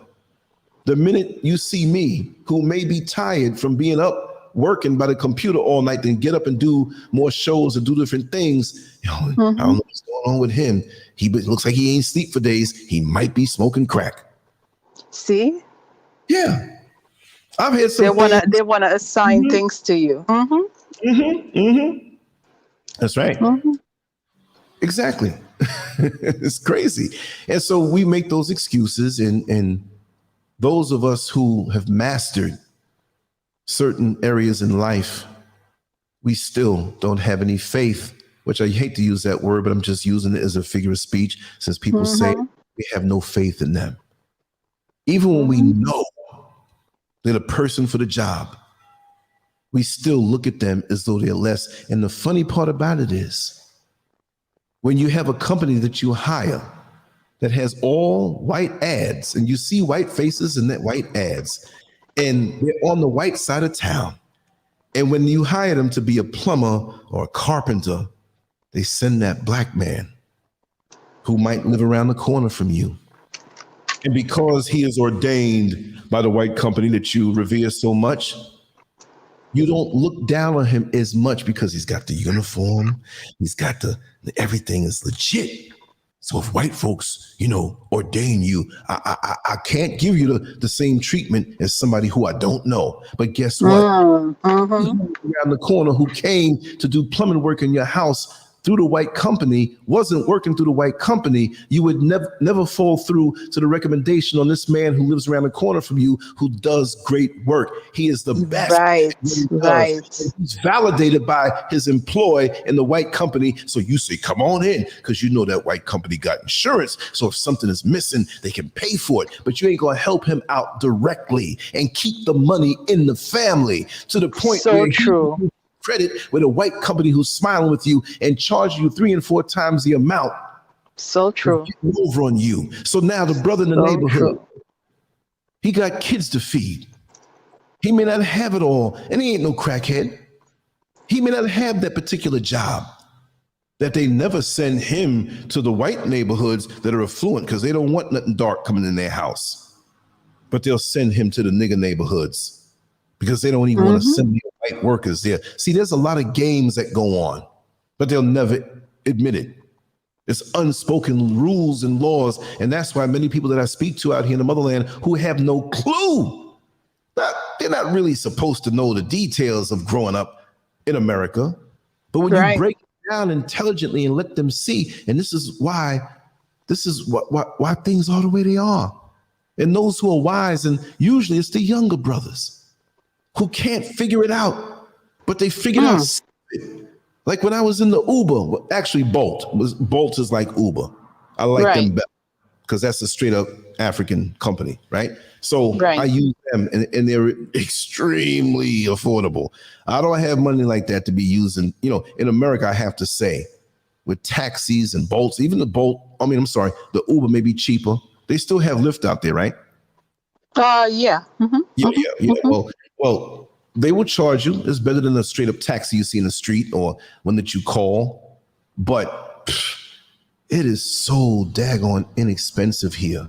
I wonder how the brothers make money. With an exchange rate of 5.75 CDs for every $1 American dollar. So the CD is all kind of sort of like the dollar of Ghana. Right. But you need 5.7 of them to make up for $1. And you know exactly where I went yesterday. And you see in the email what I pay because they give an automatic update like, did you like the ride? Did you do it? And here's a... I actually didn't look. I never look. I never look. I'll go way over there.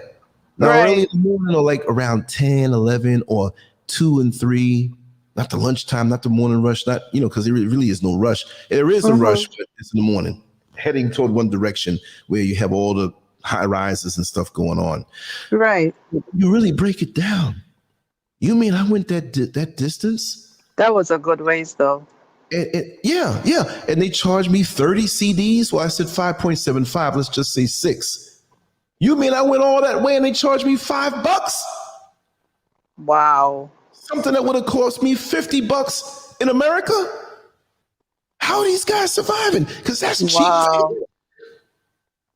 So I always give them something extra, of course. Yeah, of course. Yeah. And had the wonderful conversations with them. And of course, they're listening to the shows. They got to promote that if they're conscious enough, I see so many pictures of the white Jesus hanging around in their car. We ain't talking about that. We'll talk about boxing. So this is the thing.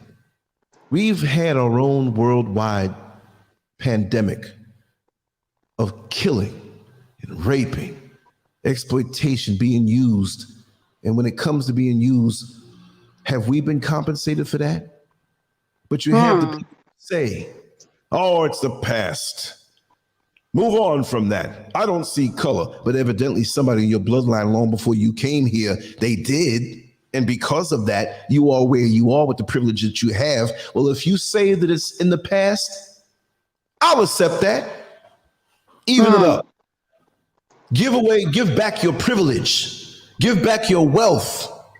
And if you give it back, Yes. not enough, because the pain and torture that you've inflicted on us will live on for many, many, many generations. Even if you did the right thing now, which you're not capable, and your history says that, if you were to do the right thing on us, we'll still be jacked up. For the real. Oh If my God. I violated you and stabbed out your For eye, real, for real, left you because we are paralyzed. not going to believe it. We're not going to believe it. Exactly. You could never get back the eyesight of that person. You could never give them the ability to walk. So they'll never see their grandchildren. They'll never be able to take a nice walk.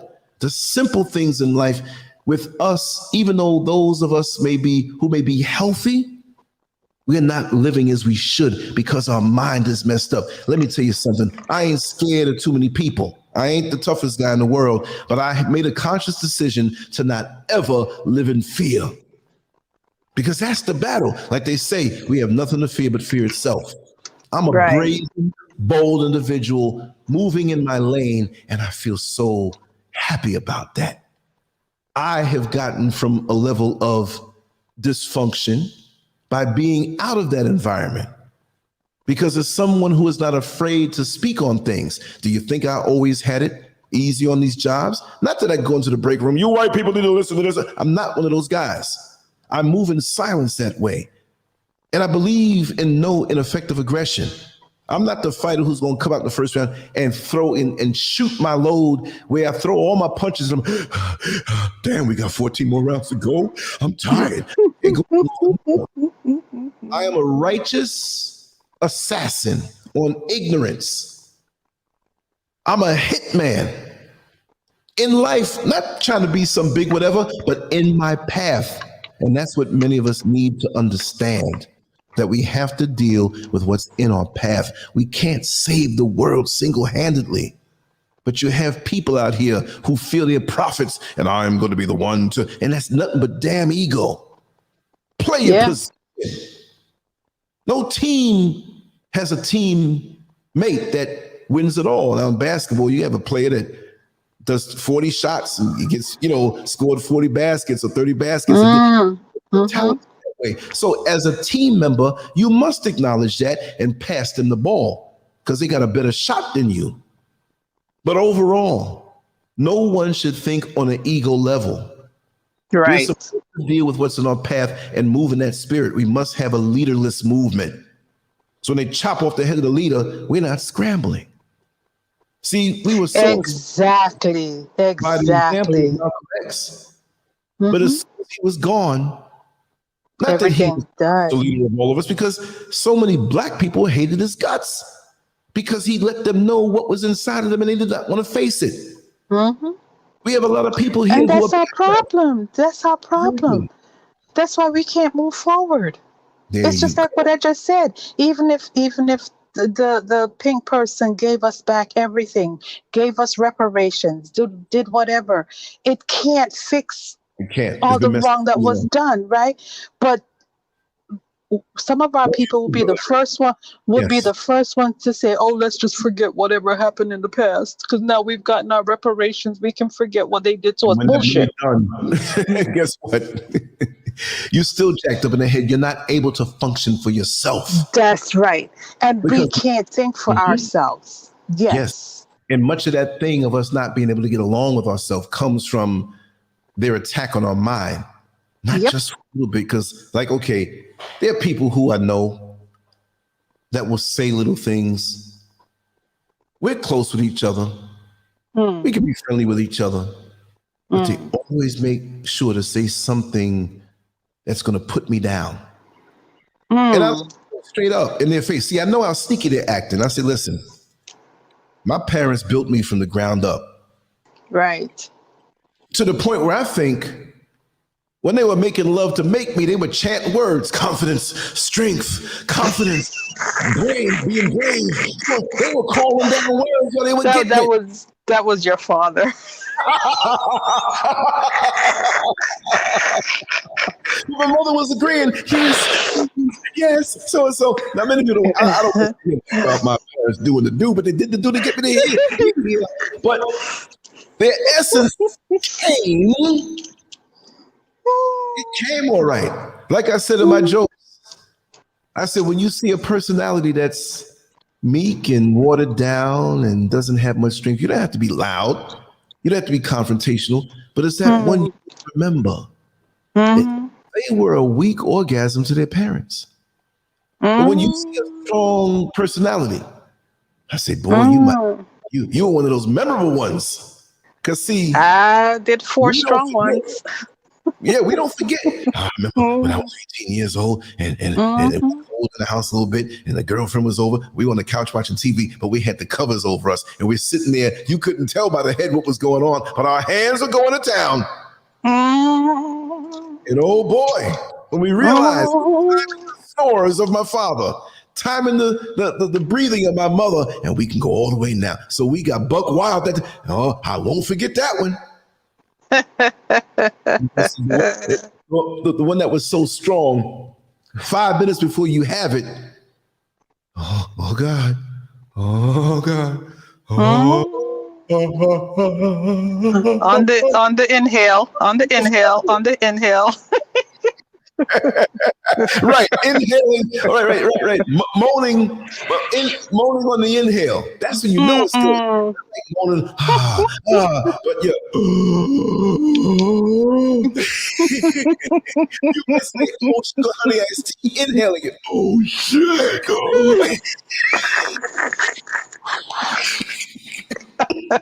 I'm sorry, y'all. I got a lot of life force, and one of the branches of having bloody mess. was the sexuality. I'm a sexual being. I'm a pervert. I'm respectable, but I like to speak in a language we all understand. You know. Thank you, Indigo King. He didn't see it, but thank you so much. We appreciate you. On the phone and my phone, but thank you so much. Yeah. Thank you so much. See, I was inhaling. I had to cough and just get my throat back. Yeah. So, you see what happens when I come back on the show, brother? I know. You see the effects you have? Like I said, it's a male-female balance.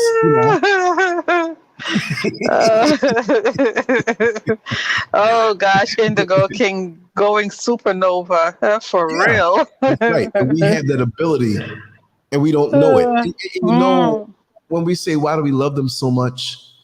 We'll even hamper our own greatness independently to not show them up.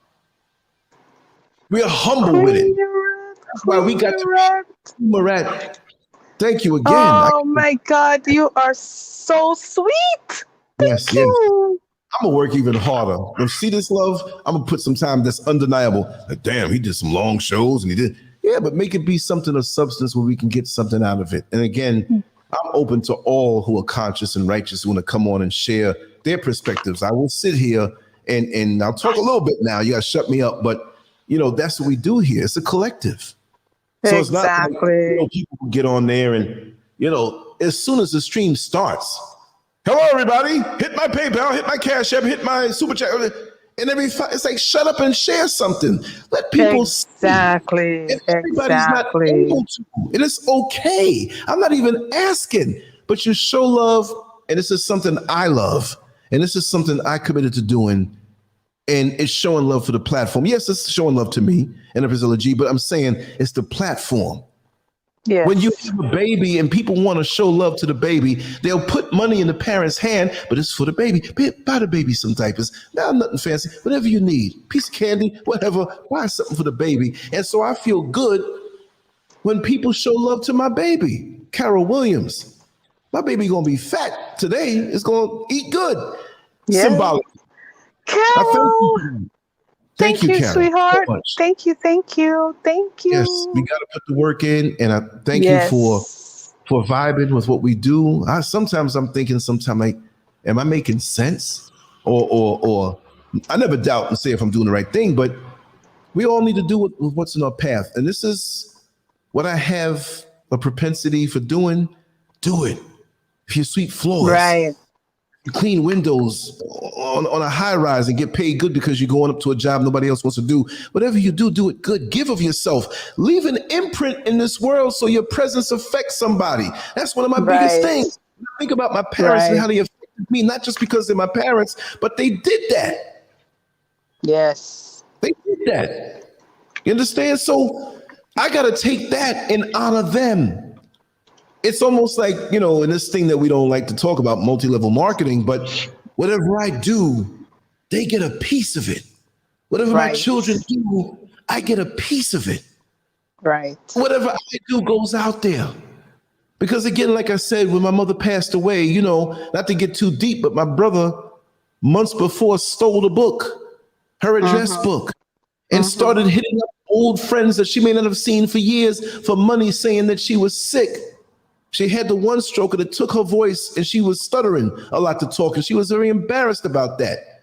Right? And right before she had the second stroke, he was going to all these people who loved her over the years that she never asked them for anything. And these are people My who God. are day. You had affluent black people that drove that same car. You didn't know how much money they had, but they were professional and they were conservative, and you never knew until maybe they passed on. And you're like, wait a second.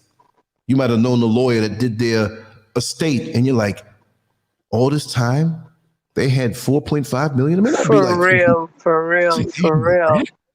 but they drove For that real. car. Wasn't a bad car. They changed it every 10 years, but they didn't get niggardly with it. Wow. So these are people who knew her from when she first came to New York in the early 50s. You saw the picture with the Hall Johnson Choir. I'm not going to stay there too long. I'll start crying. But she knew people that long and did things. Their daughter's son might have been on drugs and she counseled them, or they may have an issue in the family and she did that way. She was a healer on top of having a wonderful voice, but she'd come and sit, and she didn't, I'm the healer, so you sit down and listen to me. She was the epitome of an empath. I busted my leg falling off the bike one time. She didn't show it, but I saw the tears welling up as she took care of it for me. And she started crying. That's where I get that thing from. But see the difference with me, I'll cry when it's emotional. Some ass. But I'll start crying before I do that. I do that. Yeah, I do that. It's like, why you smack me, man? So, man, he touched that last, man. That nigga crying. He's looking at you. And you wake up 10 minutes later about what happened and picking up your teeth off the ground like bloody chickens. Exactly. It's a work off of emotions. And it's time to let the dogs out sometime. Some people say, oh, no, you're good. But only when I'm not in assassin mode where I'm doing something and executing something, then there's no emotion. When it comes time to dealing with these devils and they want to get up under your skin and get you emotional and make you want to march and dance. No, I'm not going to cry for you. I'm an assassin to you and your agenda. Don't soundbite me and say I'm going to try to kill somebody. I will defend myself and I'm going to preserve my life. But this agenda, this way of doing things, this order that works against me, I'm going to work hard against it because I have a right to be here and everybody has a right to be here and to live and to love in peace the way they want to do it. Even if I don't agree with it, you can do it. Do your thing behind closed doors if it's on those levels. But we all have a right to be here. And we have a mentality after loving them so much that we walk amongst them in an apologetic manner. And so thank you, little for having me around. Thank you so much. Thank you so much for giving me the crumbs off your table. We thank them more for little stuff that they ain't even trying to do. Oh, okay, take this, I'll give it to them. I don't feel like taking the garbage out, but I'll give them the old food that we had. We sneezed over and coughed over. They don't buy that food anyway. It's too expensive for them. They're just so glad to get it. Not knocking the cleaning ladies. The cleaning ladies who are in Manhattan working at the high-rise office buildings at night. And so now they may have something on this particular day when you're off, and they offer for you to come in. So now you have a catered lunch.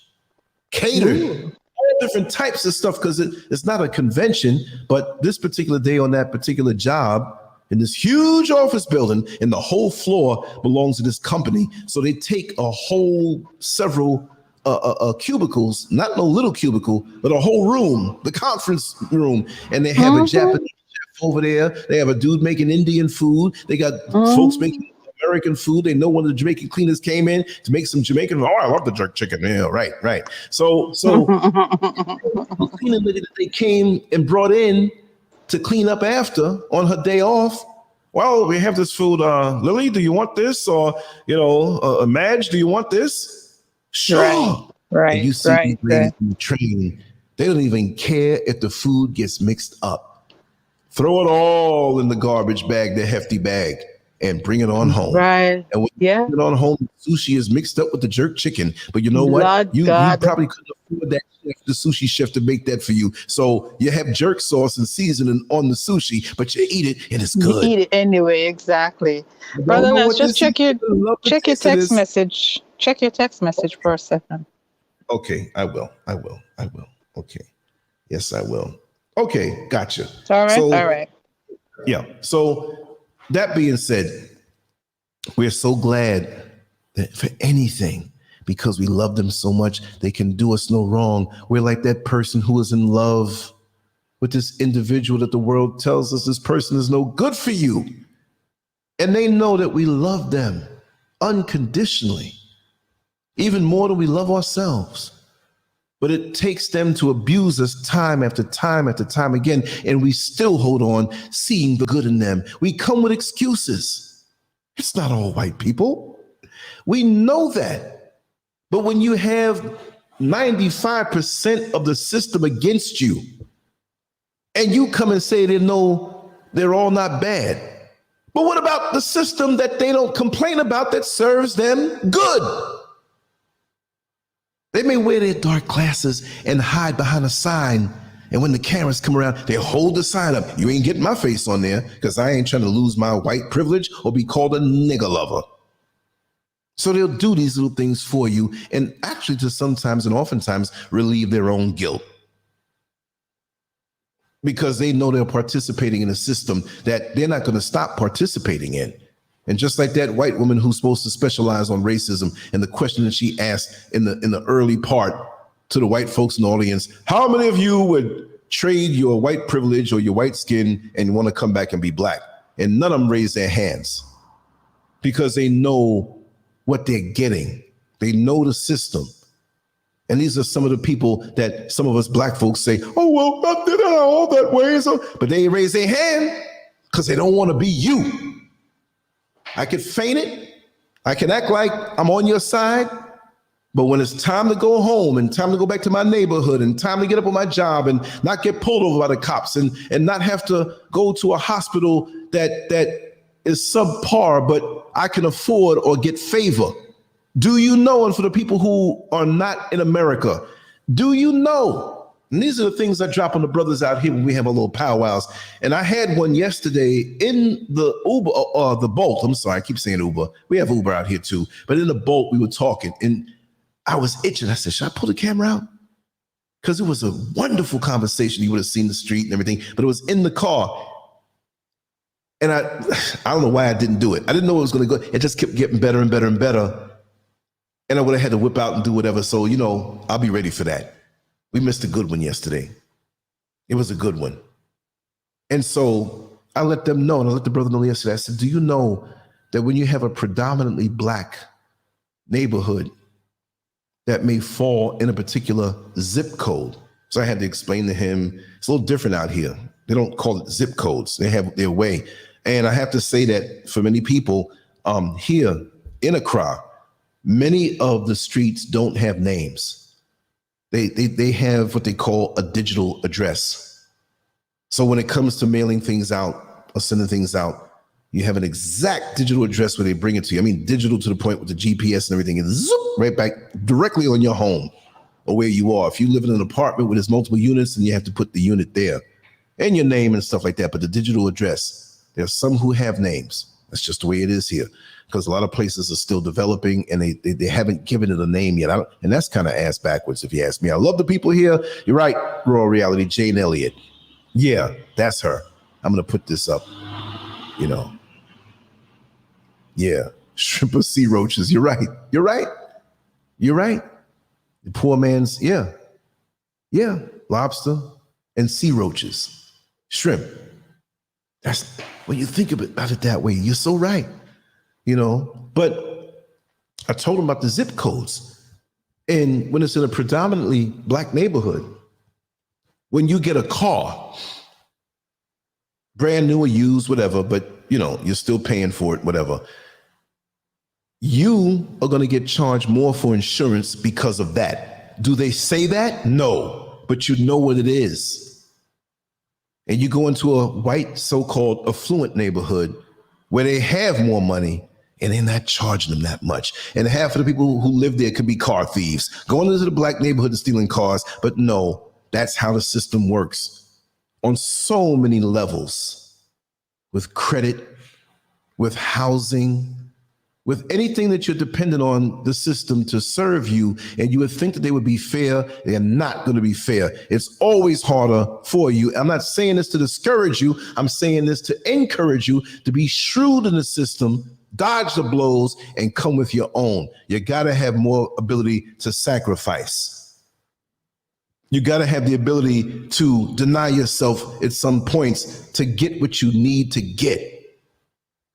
You're not going to stroll up in somebody's bank, even your own black bank, and get money like that because of a business. They're going to give you a hard damn time. And I'm not saying they're going to give everybody such an easy time, but they're not going to have the hard time that you get. So you have to depend on yourself more. I'm going to put it out there. There are opportunities here for me that have recently come to me. And I know they're going to happen, but it was another individual who suggested certain things like, wow, you do this? We need to do this as a partner. And I really want to say it, but I'm not going to say it yet because, we don't have all the people here who are silently listening. They may have a sprinkling of haters, and I don't want to deal with the collective hate and try to shoot down. That's how I act.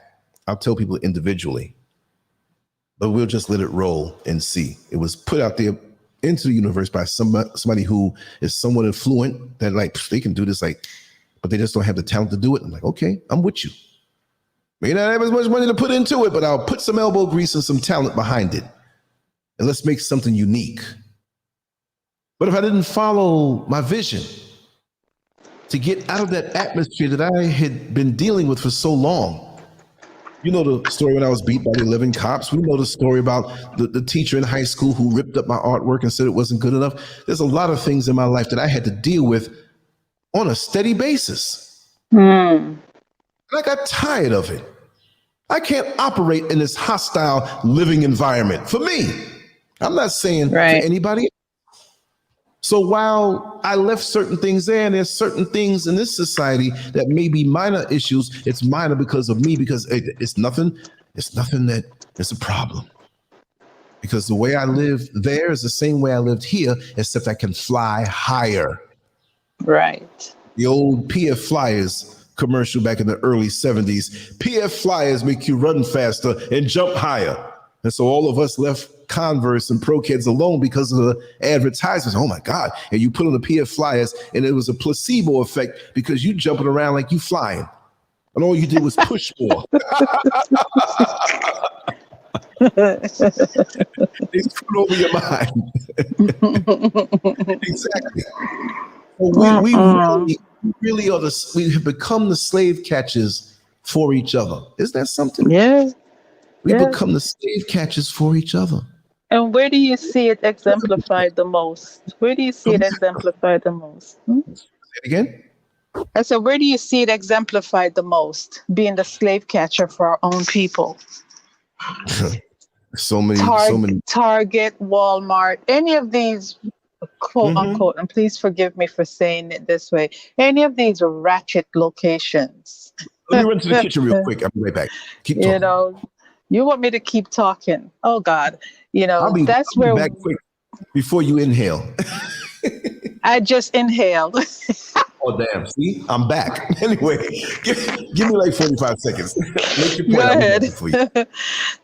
I was gonna say, guys, that when you go into some of these establishments, that they have the majority of us that are in any kind of supervisory or in any little position, management position, they're always the ones. We come in and they look at you side-eyed, and you ask a question and they're nasty to you. You take something back for a refund or return, and they tell you, oh, you can't do it, we can't do it, this is past the time. In the meantime, the pink people, they could bring something back 2 years after the date of purchase, and they say, oh, ma'am, how do you want this? Do you want us to give you cash? If you take something back, they're not asking if they can give you cash unless you paid for cash. You got to give them back the card. You got to give For them back the real. receipt. You got to give them back every damn thing. You understand what I'm saying? And they'll tell you it can't be done. And then you Mhm. have to get the white store manager. And that white store manager is going to look at it and be like, oh, give her back the money. Give him back the money. It's no big deal. But they set them up to treat you that way. So that when Exactly. they come and say, yes, it's okay, you're like, oh, the white person saved me. The white person gave me back my money. The pink person gave me back everything that I was supposed to get. And then you look at your own people, with disdain and with this nasty look like, it's in you. I don't ever want to see you again. That's how we treat each other. Thank you for being back, Brother Lance. I've been back. It was quick. I know. Yeah. So Yes. it's when you figure it out, it's not that you approve of it. It's not that it doesn't piss you off when you see things happening to your sisters and your brothers. You're not defeated, but you know how to gain.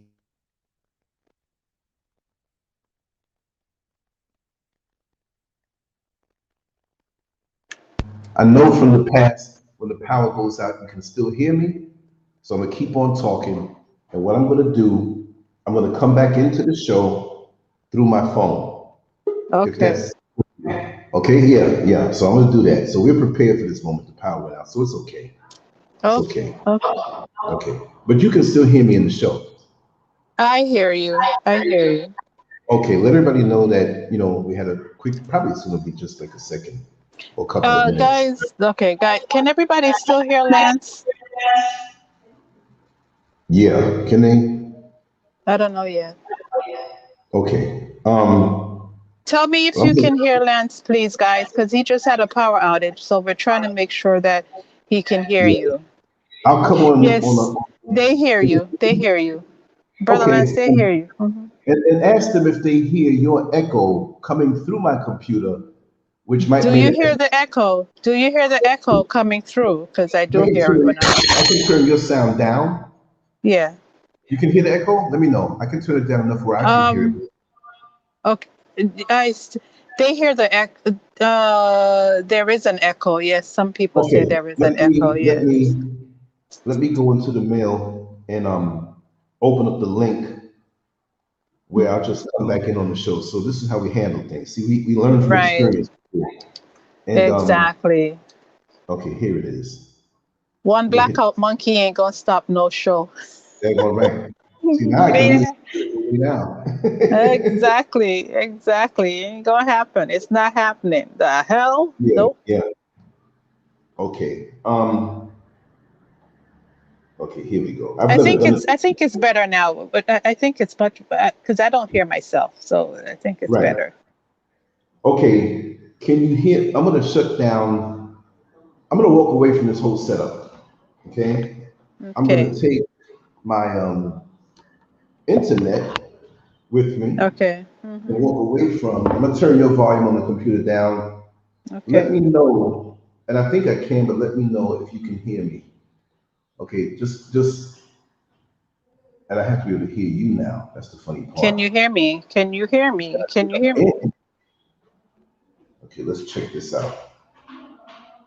Let me check. Just give me a second to manipulate this. Okay, Okay. I'm not in yet. I gotta put my display name and all that stuff. So, All but I'm right. there. I'll be in there in a second. We Okay. can ride out. We can ride out on this. I'm gonna, things happen, and Yes, it does. this. I'm backstage now. You're You're gonna gonna hear hear echo echo for for a a second. second. Okay, Okay, I I gotta gotta walk walk away away from from Okay. I'm gonna walk away and go into the room and lay down. And you can hear Yeah, I still hear the echo, but Let me see. Do you hear the echo now? Give me a second. no. Okay. Because I know there's a delay No, for when I this talk on the is phone. okay. Okay. I may have to disconnect my other connection from the phone, from the computer, because even though my other Do you want me to modules take and things, you off? yeah, on the other one, yeah, Oh, okay. that yeah, that's the issue. Take me off of the other one. I did. See, and see the advantage of having a righteous sidekick, a righteous admin, all these things. So I'm going to open this other door just in case I may have a. All right. My sound is okay. You're saying Your sound is perfect. okay. Let me. I Yes. got to go to the computer because I got to turn the sound on that, and I'm not there. I don't want that to come and echo behind me. So it's going to echo now for a second. All Okay. right. Okay. All All right. right. Okay. There's no All echo. right. No echo. It is what it is. We'll go lay down and not go to sleep. And have me end the broadcast. We just won't have any music at the end of this broadcast, but it is what it is. Oh, I know. I think there's a way around that. Oh, really? I'll have it ready for the next time that maybe something Okay. like this happens. So I Okay. don't need my All power right. brick with me because it's full and we'll have no problem. So if the sound is good, we can proceed. And wow, it's a beautiful day out here, really and Oh, truly. Sugar Pea said you can sing, Brotherland. So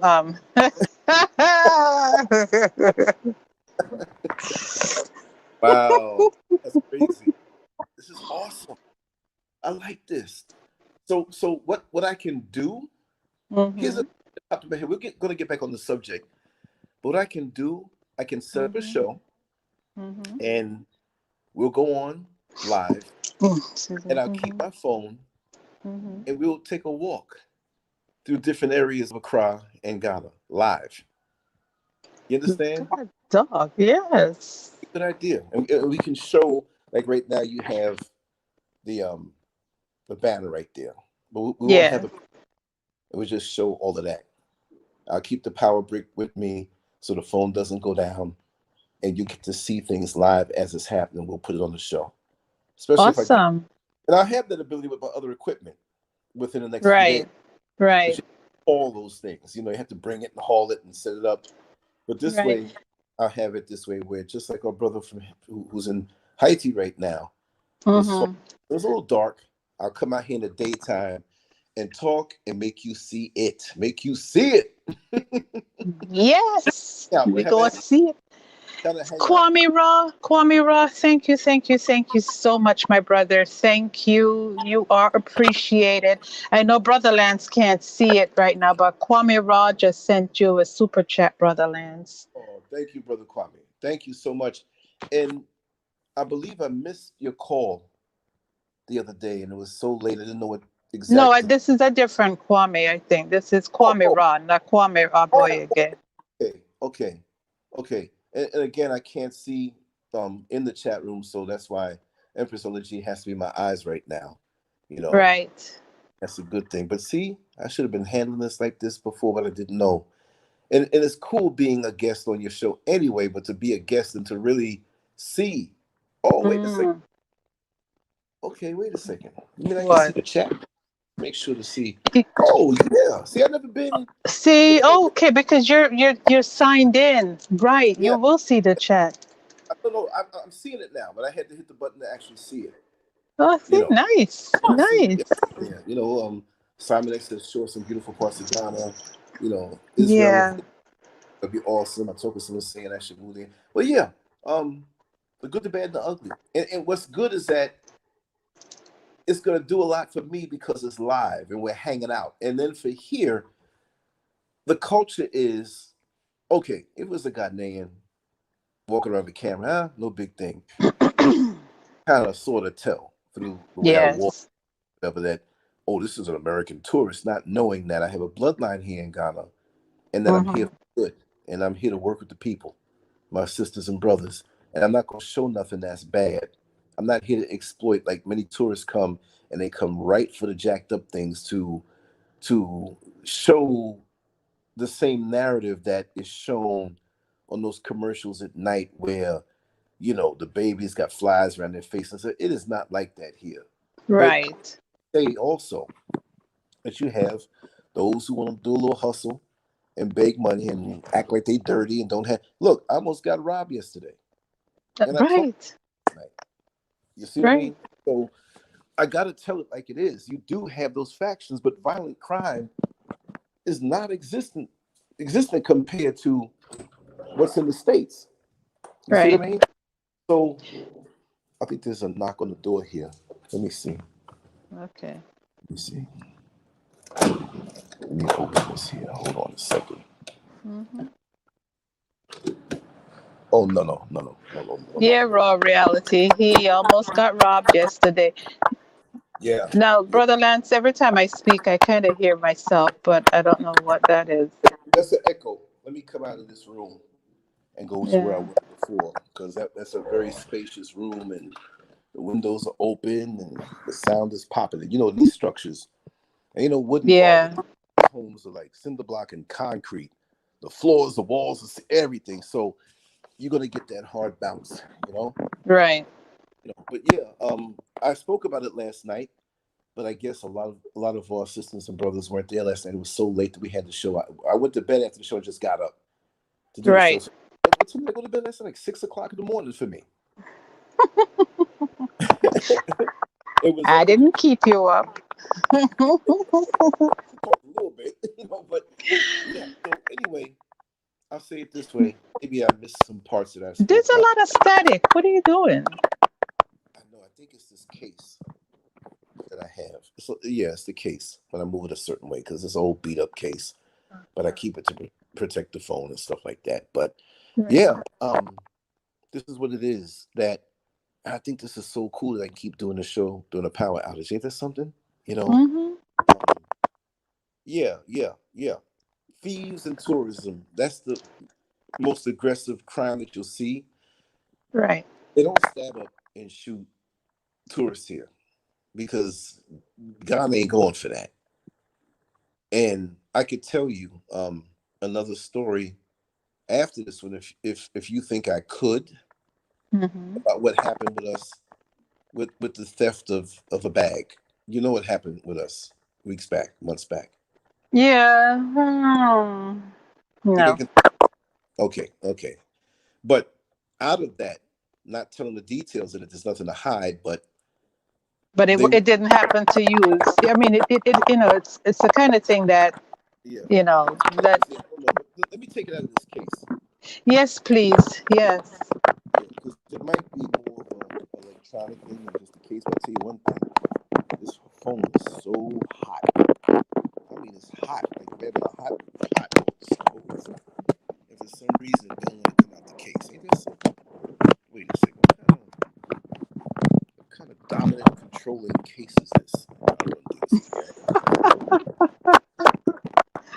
Sorry, guys. This case was busted Oh, already, so it's like kind of crooked. Give me a second. Put some force on this. Everything we need. mm-mm. Okay, we good. All right, let's see. Whew. I think it was really touching the part, the little buttons on the side and everything like that. But yeah, yesterday this happened to me. I was at the Accra Mall. I had a run to make beyond the Accra Mall. So since I had the time, we already did the show for yesterday. I said, okay, after the show, I go, I take care of business, I can make more runs.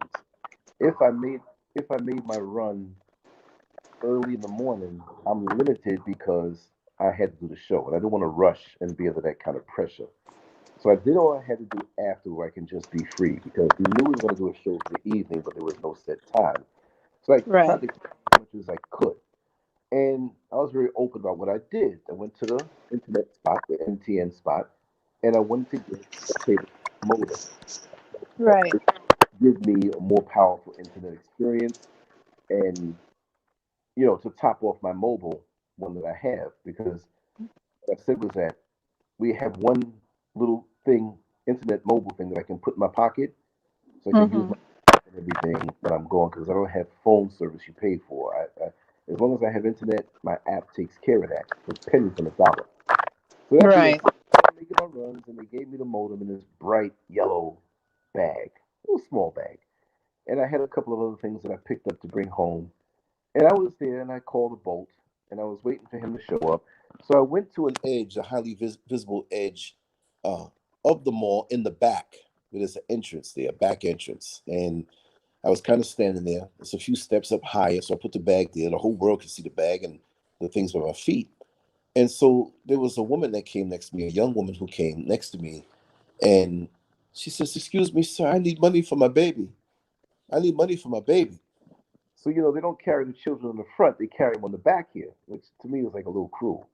You're facing on your mother's back, and sometimes Mm-hmm. they're head on back, and that's not good to me. Well, that's how they do it here.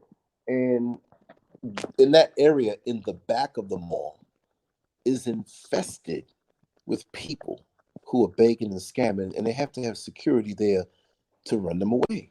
Run them away. Right. So I knew this, but I do know there are individuals out here who do need. But I will say that while they may need, lots of times it's not as bad as they make it seem. It's just an expectation here that you're a tourist, you're from America. I see you with these bags, you have lots of money. So my way of getting out of it is Mr. Scurv was many miles away taking care of some other business. But I said, well, I'd love to help you, but I don't have any money on me. My wife has all of the money, and she's still inside the mall. That should have been case closed. Walk on Right. and everybody else. And possibly this could have been real. But the extreme way the children were on that sympathy tip, on that con girl or con man game tip, the kids' clothes were filthy. I mean, it wasn't like they rolled around in mud, but it was dirty, dingy. Yeah, Mm-hmm. Mm-hmm. Mm-hmm. on their legs, it was like dust. Like they put their hand in some dry dirt and rubbed it all up on them. Like really extreme. And like I said before on last night's show, a mother, a real mother, even no matter how poor she is, she will find some soap, find some way of keeping them clean, and comb their hair and put little pretty things in there. No matter how poor she is, she's gonna keep up her children, especially with something Exactly. family free. I mean, nobody's ever asked me for some soap, but how much of a problem would it be when soap goes so far? Oh, here, take a bar. You know what I mean? I'll take this liquid, whatever. You know, no problem. They can clean themselves. You want some toothpaste? Got extra toothbrush. Now, it's five of y'all. You'll have to share it. Y'all the family. I ain't gonna buy five just to give you whatever. So standing there, in times of need, you gotta really cut corners sometimes. She's standing next to me, an inch closer to me. Then it wasn't just the one child she had in the back. Two or three more came, and they were down with the hustle, and that's what I'm calling it. And so they're standing next to me in a way which was a little too close because I'm always aware of false accusations in America when I worked in the jail of men who are accused of touching a child. So children, if I don't know them and I don't know you, I don't get near them. Right. And even if I know you, I'm not going to be where nobody saw us, where they can say, "Oh, yeah, he did this for 10 seconds." You know what I mean? I'm very careful in that. I would hate to be or have that put on my name from what I've seen happen in people's lives and how the lives were destroyed. And even though they were exonerated and deemed to be innocent after a long trial or case, the stigma remained. Well, maybe he had a good lawyer and got off. Maybe he's still like that. I ain't gonna trust him around my kids. No, you ain't gonna find me around your kids. Anyway, little child got close, and there was only space enough for one little child to squeeze in between the mother and me. So me and the mother were close, and she's looking, Mm-hmm. but she's doing the peripheral vision. She's watching me like a hawk And it's funny because on the right side, next to me, there was a security guard. And they're Right. aggressive. They're aggressive. They run off the beggars and stuff. So she used me as a shield to beg and stand next to me. And I took it where in her mind, like, well, I'm going to stand here next to you until your wife comes because you said she has all the money. But you got these bags. And you can't tell me that you don't have credit cards on you or debit cards or whatever because while Nigerians have the reputation, don't think you don't have Ghanaians who can't get your credit card or your debit card and do some crazy things with it. And they're sharp. We have internet cafes here where some of those guys will hang around and be on the internet to talk to people, white women from the UK and women from the United States, and talk to you. I'm watching one now who claims to be a person who they never claimed it, but I'm used to people coming at me from the show. And they just start conversations on WhatsApp. And this woman, I can see her face, but she has Jesus next to the name, and that's to win me over. She don't know me from Jack, and she's talking to me, and I'm setting her up by rolling along with it. But I'm not going to give any information. But I'm going to see how far this goes, and I'll share it. And if I can get her on the phone, I don't sneak on anybody. But if I know you're scamming me, I'm gonna expose you. But back to the story. And you're still here with me, right? Because I'm not hearing any noise I from the am side. here. I'm here. I'm here. I'm here. Okay. So when you talk for some reason, then I hear the static, but I'm not hearing the static when I talk. So That's anyway, why I keep quiet. okay. Let me see. Is this a sound thing? Is the sound up too high or something? Um, and I'll probably turn the sound down a little bit when you talk so that I'll barely hear you, but I don't want to have too much loud static. So anyway, um, they're standing with me. She's watching my every move, even though they're slight moves. I had Hmm. my power brick connected to my phone, and the power brick was in the small bag that was on a ledge in front of me. She's watching all of that. When I dialed, she's watching all of that. Something told me something about to jump off. Don't know what it is, but something's about to jump off. So when I texted you and held the phone quickly sideways and snapped a picture of her and her children 2 or 3 times and sent you those photos to show you what was going on, I didn't realize it. But a few seconds after that, when I acted like I was in the phone, she looked behind me, didn't turn her head all the way, didn't even turn around, but got the eye contact with somebody and like to say, go over there, like do what you do. So I turned slightly like I had the phone and I actually put it on the camera. So I looked in and saw, and turned it around on my face like I was taking a selfie and saw these two big burly guys standing behind me about 3 feet on one way and 2 feet real close. They could have Hmm. reached over and grabbed my. Well, guess what? That's what they were setting me up to do.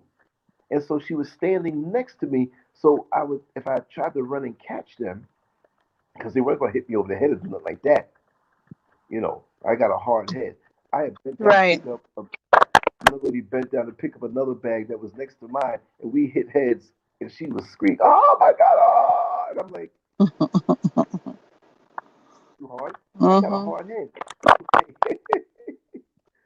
So when she did that, I briskly and swiftly took my bag, leaned down. She's looking at me like, "Why are you picking the bags up?" And walked over about 25 feet to where they had this little wall and another wall next to it in a 90-degree fashion that I put the bag down behind me and stood there.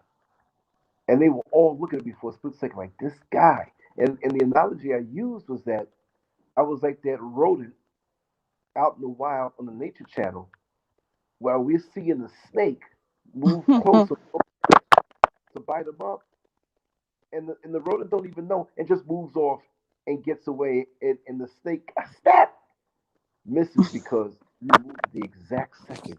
And that's what happened to me.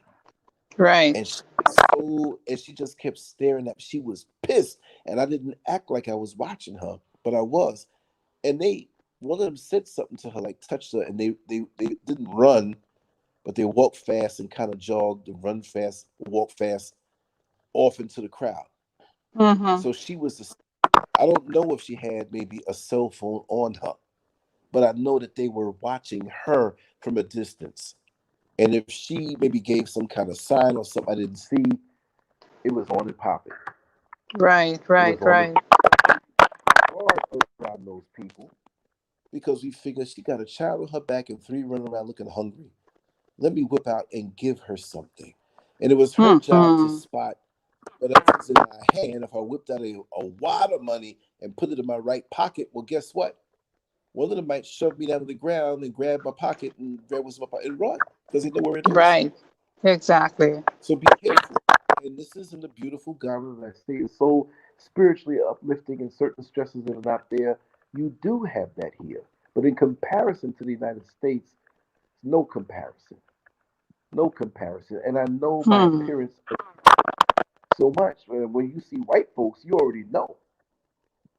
But when you see a person with a American kind of flair to them, and don't let them open their mouth, see, because you're really going to tell That's it's them. right. That's right.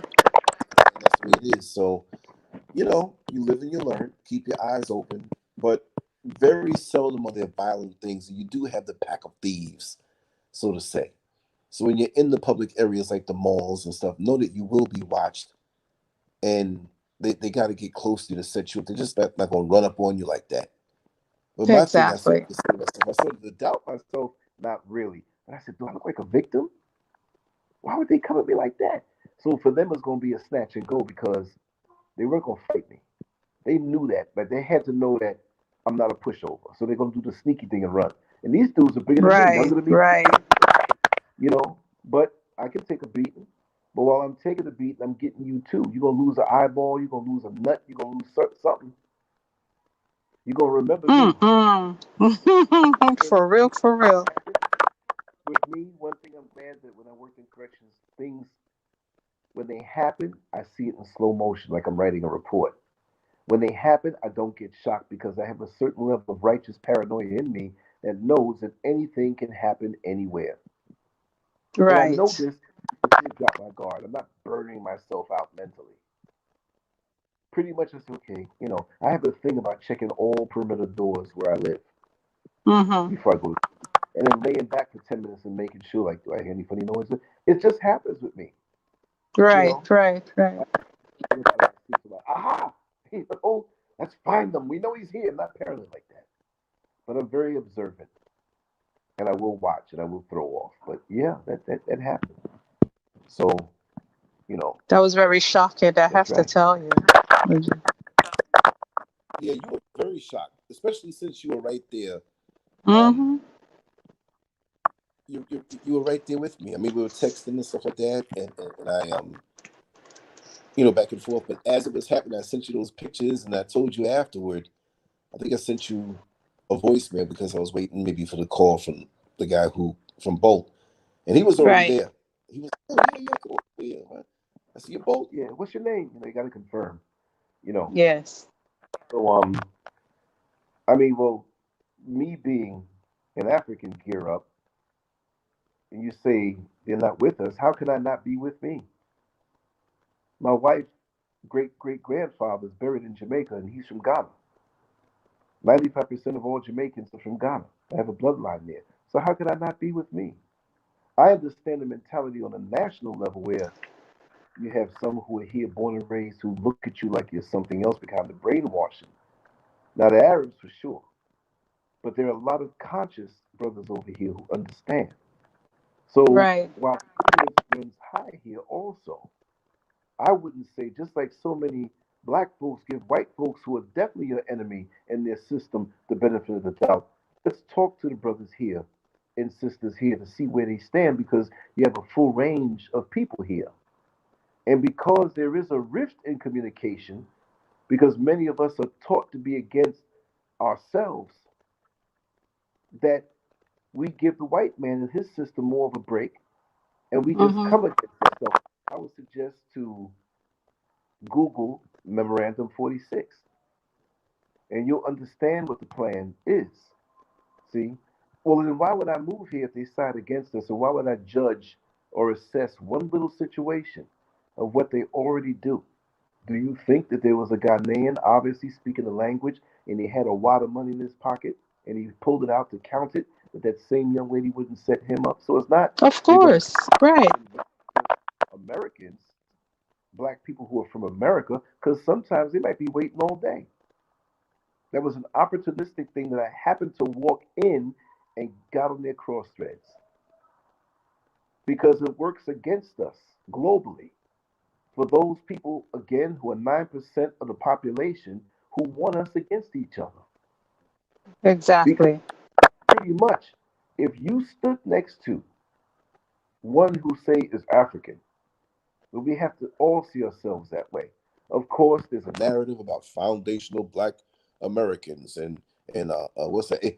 American descendants of slavery. So you see your history as a descendant of slavery when, as far as a historical timeline that just happened the other day. So Hmm. that's all you see yourself as. That's sad. Right. You see what I mean? You know, off topic a little bit. I think it's your earpiece. Okay, no. Well, I don't have an earpiece in. That's the But funny part. But something is interesting because every so often you come through perfectly clear. I right. mean, like right now, you're clear as clear can be, and then it'll shift again to where Well, you're not so this clear. phone, this phone, I'll say, has been dropped so many times, and there's so many cracks in the daggone face of it that Hmm. it looks like a daggone church stained glass. So what I did now, I put the phone down on the bed, Hmm. crunched the pillow up under my chin, and I'm just over the phone right now. So I'm not touching Oh, the phone okay. anymore. So let's see how that goes. You know, but there's definitely something. But this is a makeshift remedy because the power outage happened, and I'm not sure if it came Right. back on. It didn't come back on yet, but that's okay. Because we're rolling like this. This happens, and Right. it'll be taken care of soon. So that's one of the things. Yes. But this is the thing. Like I said, we have to stop embracing the boundaries that are put on us by those who don't want to see us unified. We really have to stop that. Yes. Like our knee-jerk reaction, the Africans, so and so, well, the Africans, this, yeah. What the hell you think you are? Now, if you want to say that you're not that, that's fine. But why would I leave America and come to a country in Africa if I thought I was going to live a rougher life? Hmm. So we have to So true. look. I would have gave whoever tried to snatch my stuff some kind of, as much as I can, ass whipping. They might have punched me, Right. knocked me out, or not, whatever. But you ain't going out easy like that. And I'm not going to say, well, I'm going to let him slide because he's my African brother. He's vibrating on a lower level. And you trying to take something I worked hard for. That if you sincerely asked me, and I know it wasn't a scam, which shows me that that young lady came next to me and my instincts were correct that it was a scam because she Mm-hmm. was communicating Mm-hmm. with them really low on a nonverbal level. Mm-hmm. And they were up on me because, see, they had to make sure. And that's why she had to stand next to me. So now I'm going to say all the millions of Africans and over here, they're totally against me.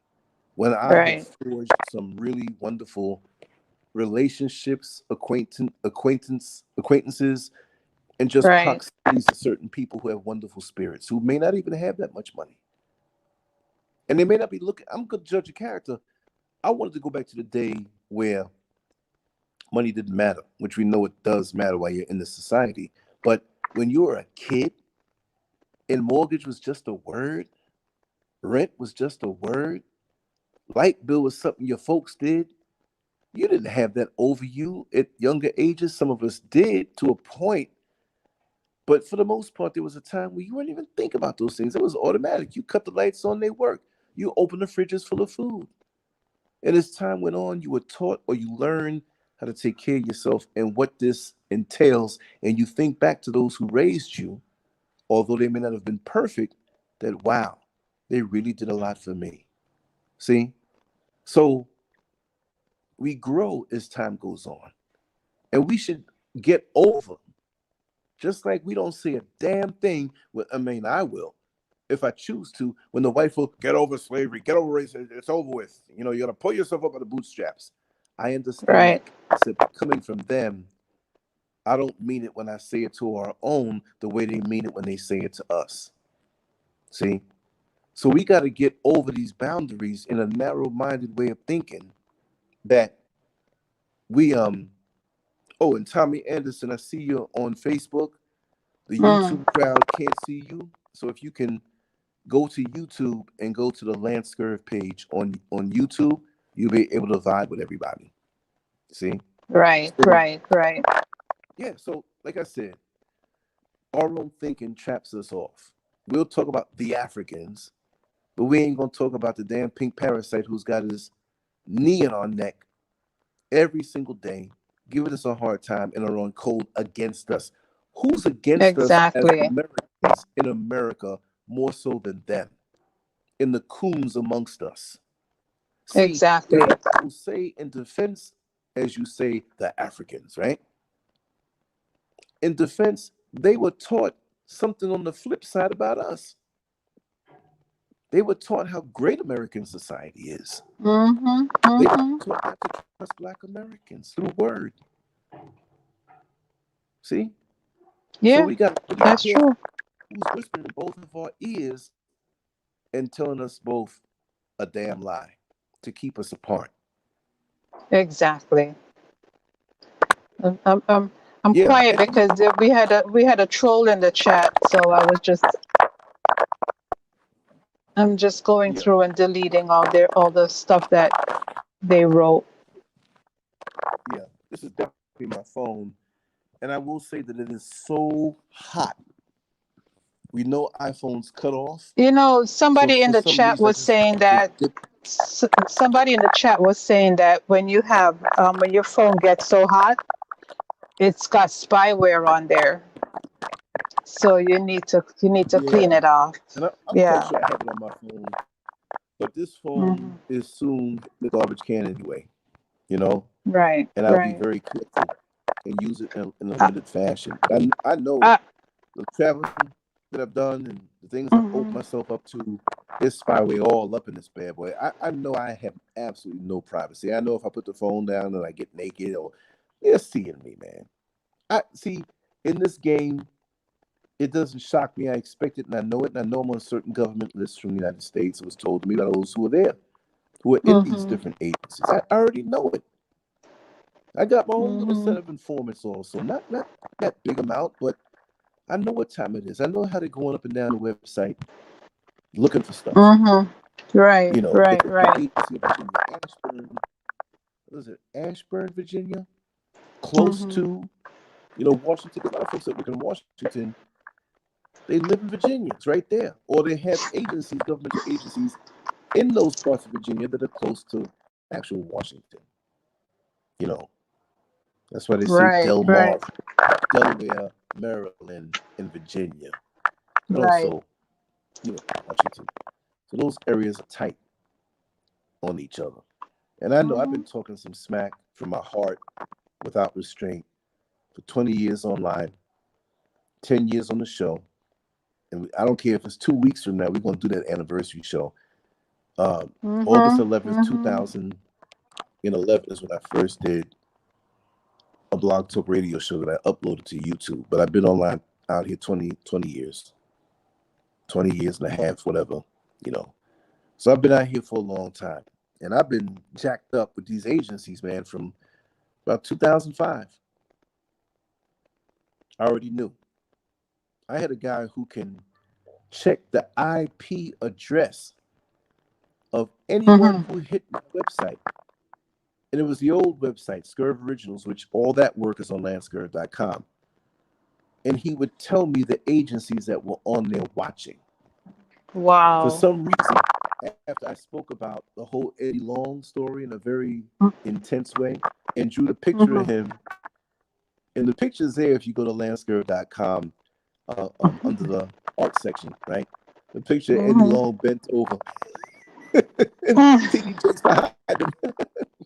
And Mhm. it wasn't, you'll get the insinuations when you see it, but it was a funny picture I drew. And actually, News One used that picture Oh and they my wanted to God. show, they would take my artwork back in those days and they'd use it. Maybe not everything. I was surprised they used that one, but they they stopped using it after a couple months because they said, well, the guys that got you in, there's a whole new set of people there in that department. So, they haven't really thought about using this stuff. No, they couldn't use the stuff. They got complaints and everything. It wasn't lewd stuff, but was pushing it, Right. and that's meant to, push it real good. Dun, dun, dun, dun, dun, dun. Yeah, Rory, I am. I'm not. I'm not. I'm not encouraging you. Say it again. I said I'm not encouraging you. You ain't gonna say nothing Friday night. No, I'll wait. I'll wait until Friday night. I know. But I'm going to wrap this down shortly because, the sound and you're going to come back later on. Shouldn't I I'm be the going to one to rejuvenate say that? myself. Say it again. I said, shouldn't I be the one to say that? That I'm gonna wrap it down. Saying from my end, kind of like a hint. No, seriously. Anyways, yes. All right, so you can stop talking now. Say bye. Say bye, Gracie.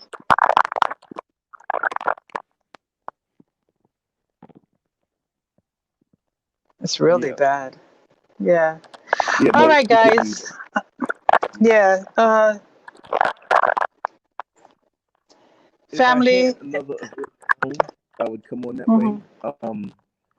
And there's another way I could try, but the momentum is losing. That's what I do say. Yeah. Right, Israel. When you're vibing too high, they don't like it, and they'll do Right. things. And I'm not going to say every time something happens on a technological level, it's them doing things. We have a person here who's typing all kind of letters like they booty down on somebody. So, Empress G, you got the power. Who did that? Because I just stepped away from it for a second. Who? What's the name? Static is really bad on my end right now. So, put your last words out there for this particular episode, and we'll roll. Because this phone is hot, and I'm quite sure that it may cut off soon. And there's really no reason for it to be this hot. I don't care. I've used the phone for hours and stuff, and we put some good time in, but that's a strange one. And when the power is fixed and everything, we'll be back on later on, as far as I'm concerned. But I really enjoyed myself speaking and reading the chat room and being here with my family. And thank you all who have shared and liked and donated and all that good stuff. I have more time in my life to do the things that I want to do, and I'm going to make sure to put as much maximum time into our dialogues, into our conversations, because it's really tough out here in this world the way it is, with so many people that are brainwashed, so many people that are asleep. It's a lonely walk when you see certain things that it's like, man, and you talk to somebody and you try to tell them, like, listen, and they refuse it, they reject it because they love the enemy so much. You see what I mean? And when we can band together this way and vibe, even if you don't agree with everything I say, we're all like the five blind men feeling up on the elephant, and one grabs the leg and says, oh, an elephant is like a tree trunk. And the other one grabs the ear and says, oh, the elephant is like clothes hanging on the line. We all may have a different take or come into the highway on a different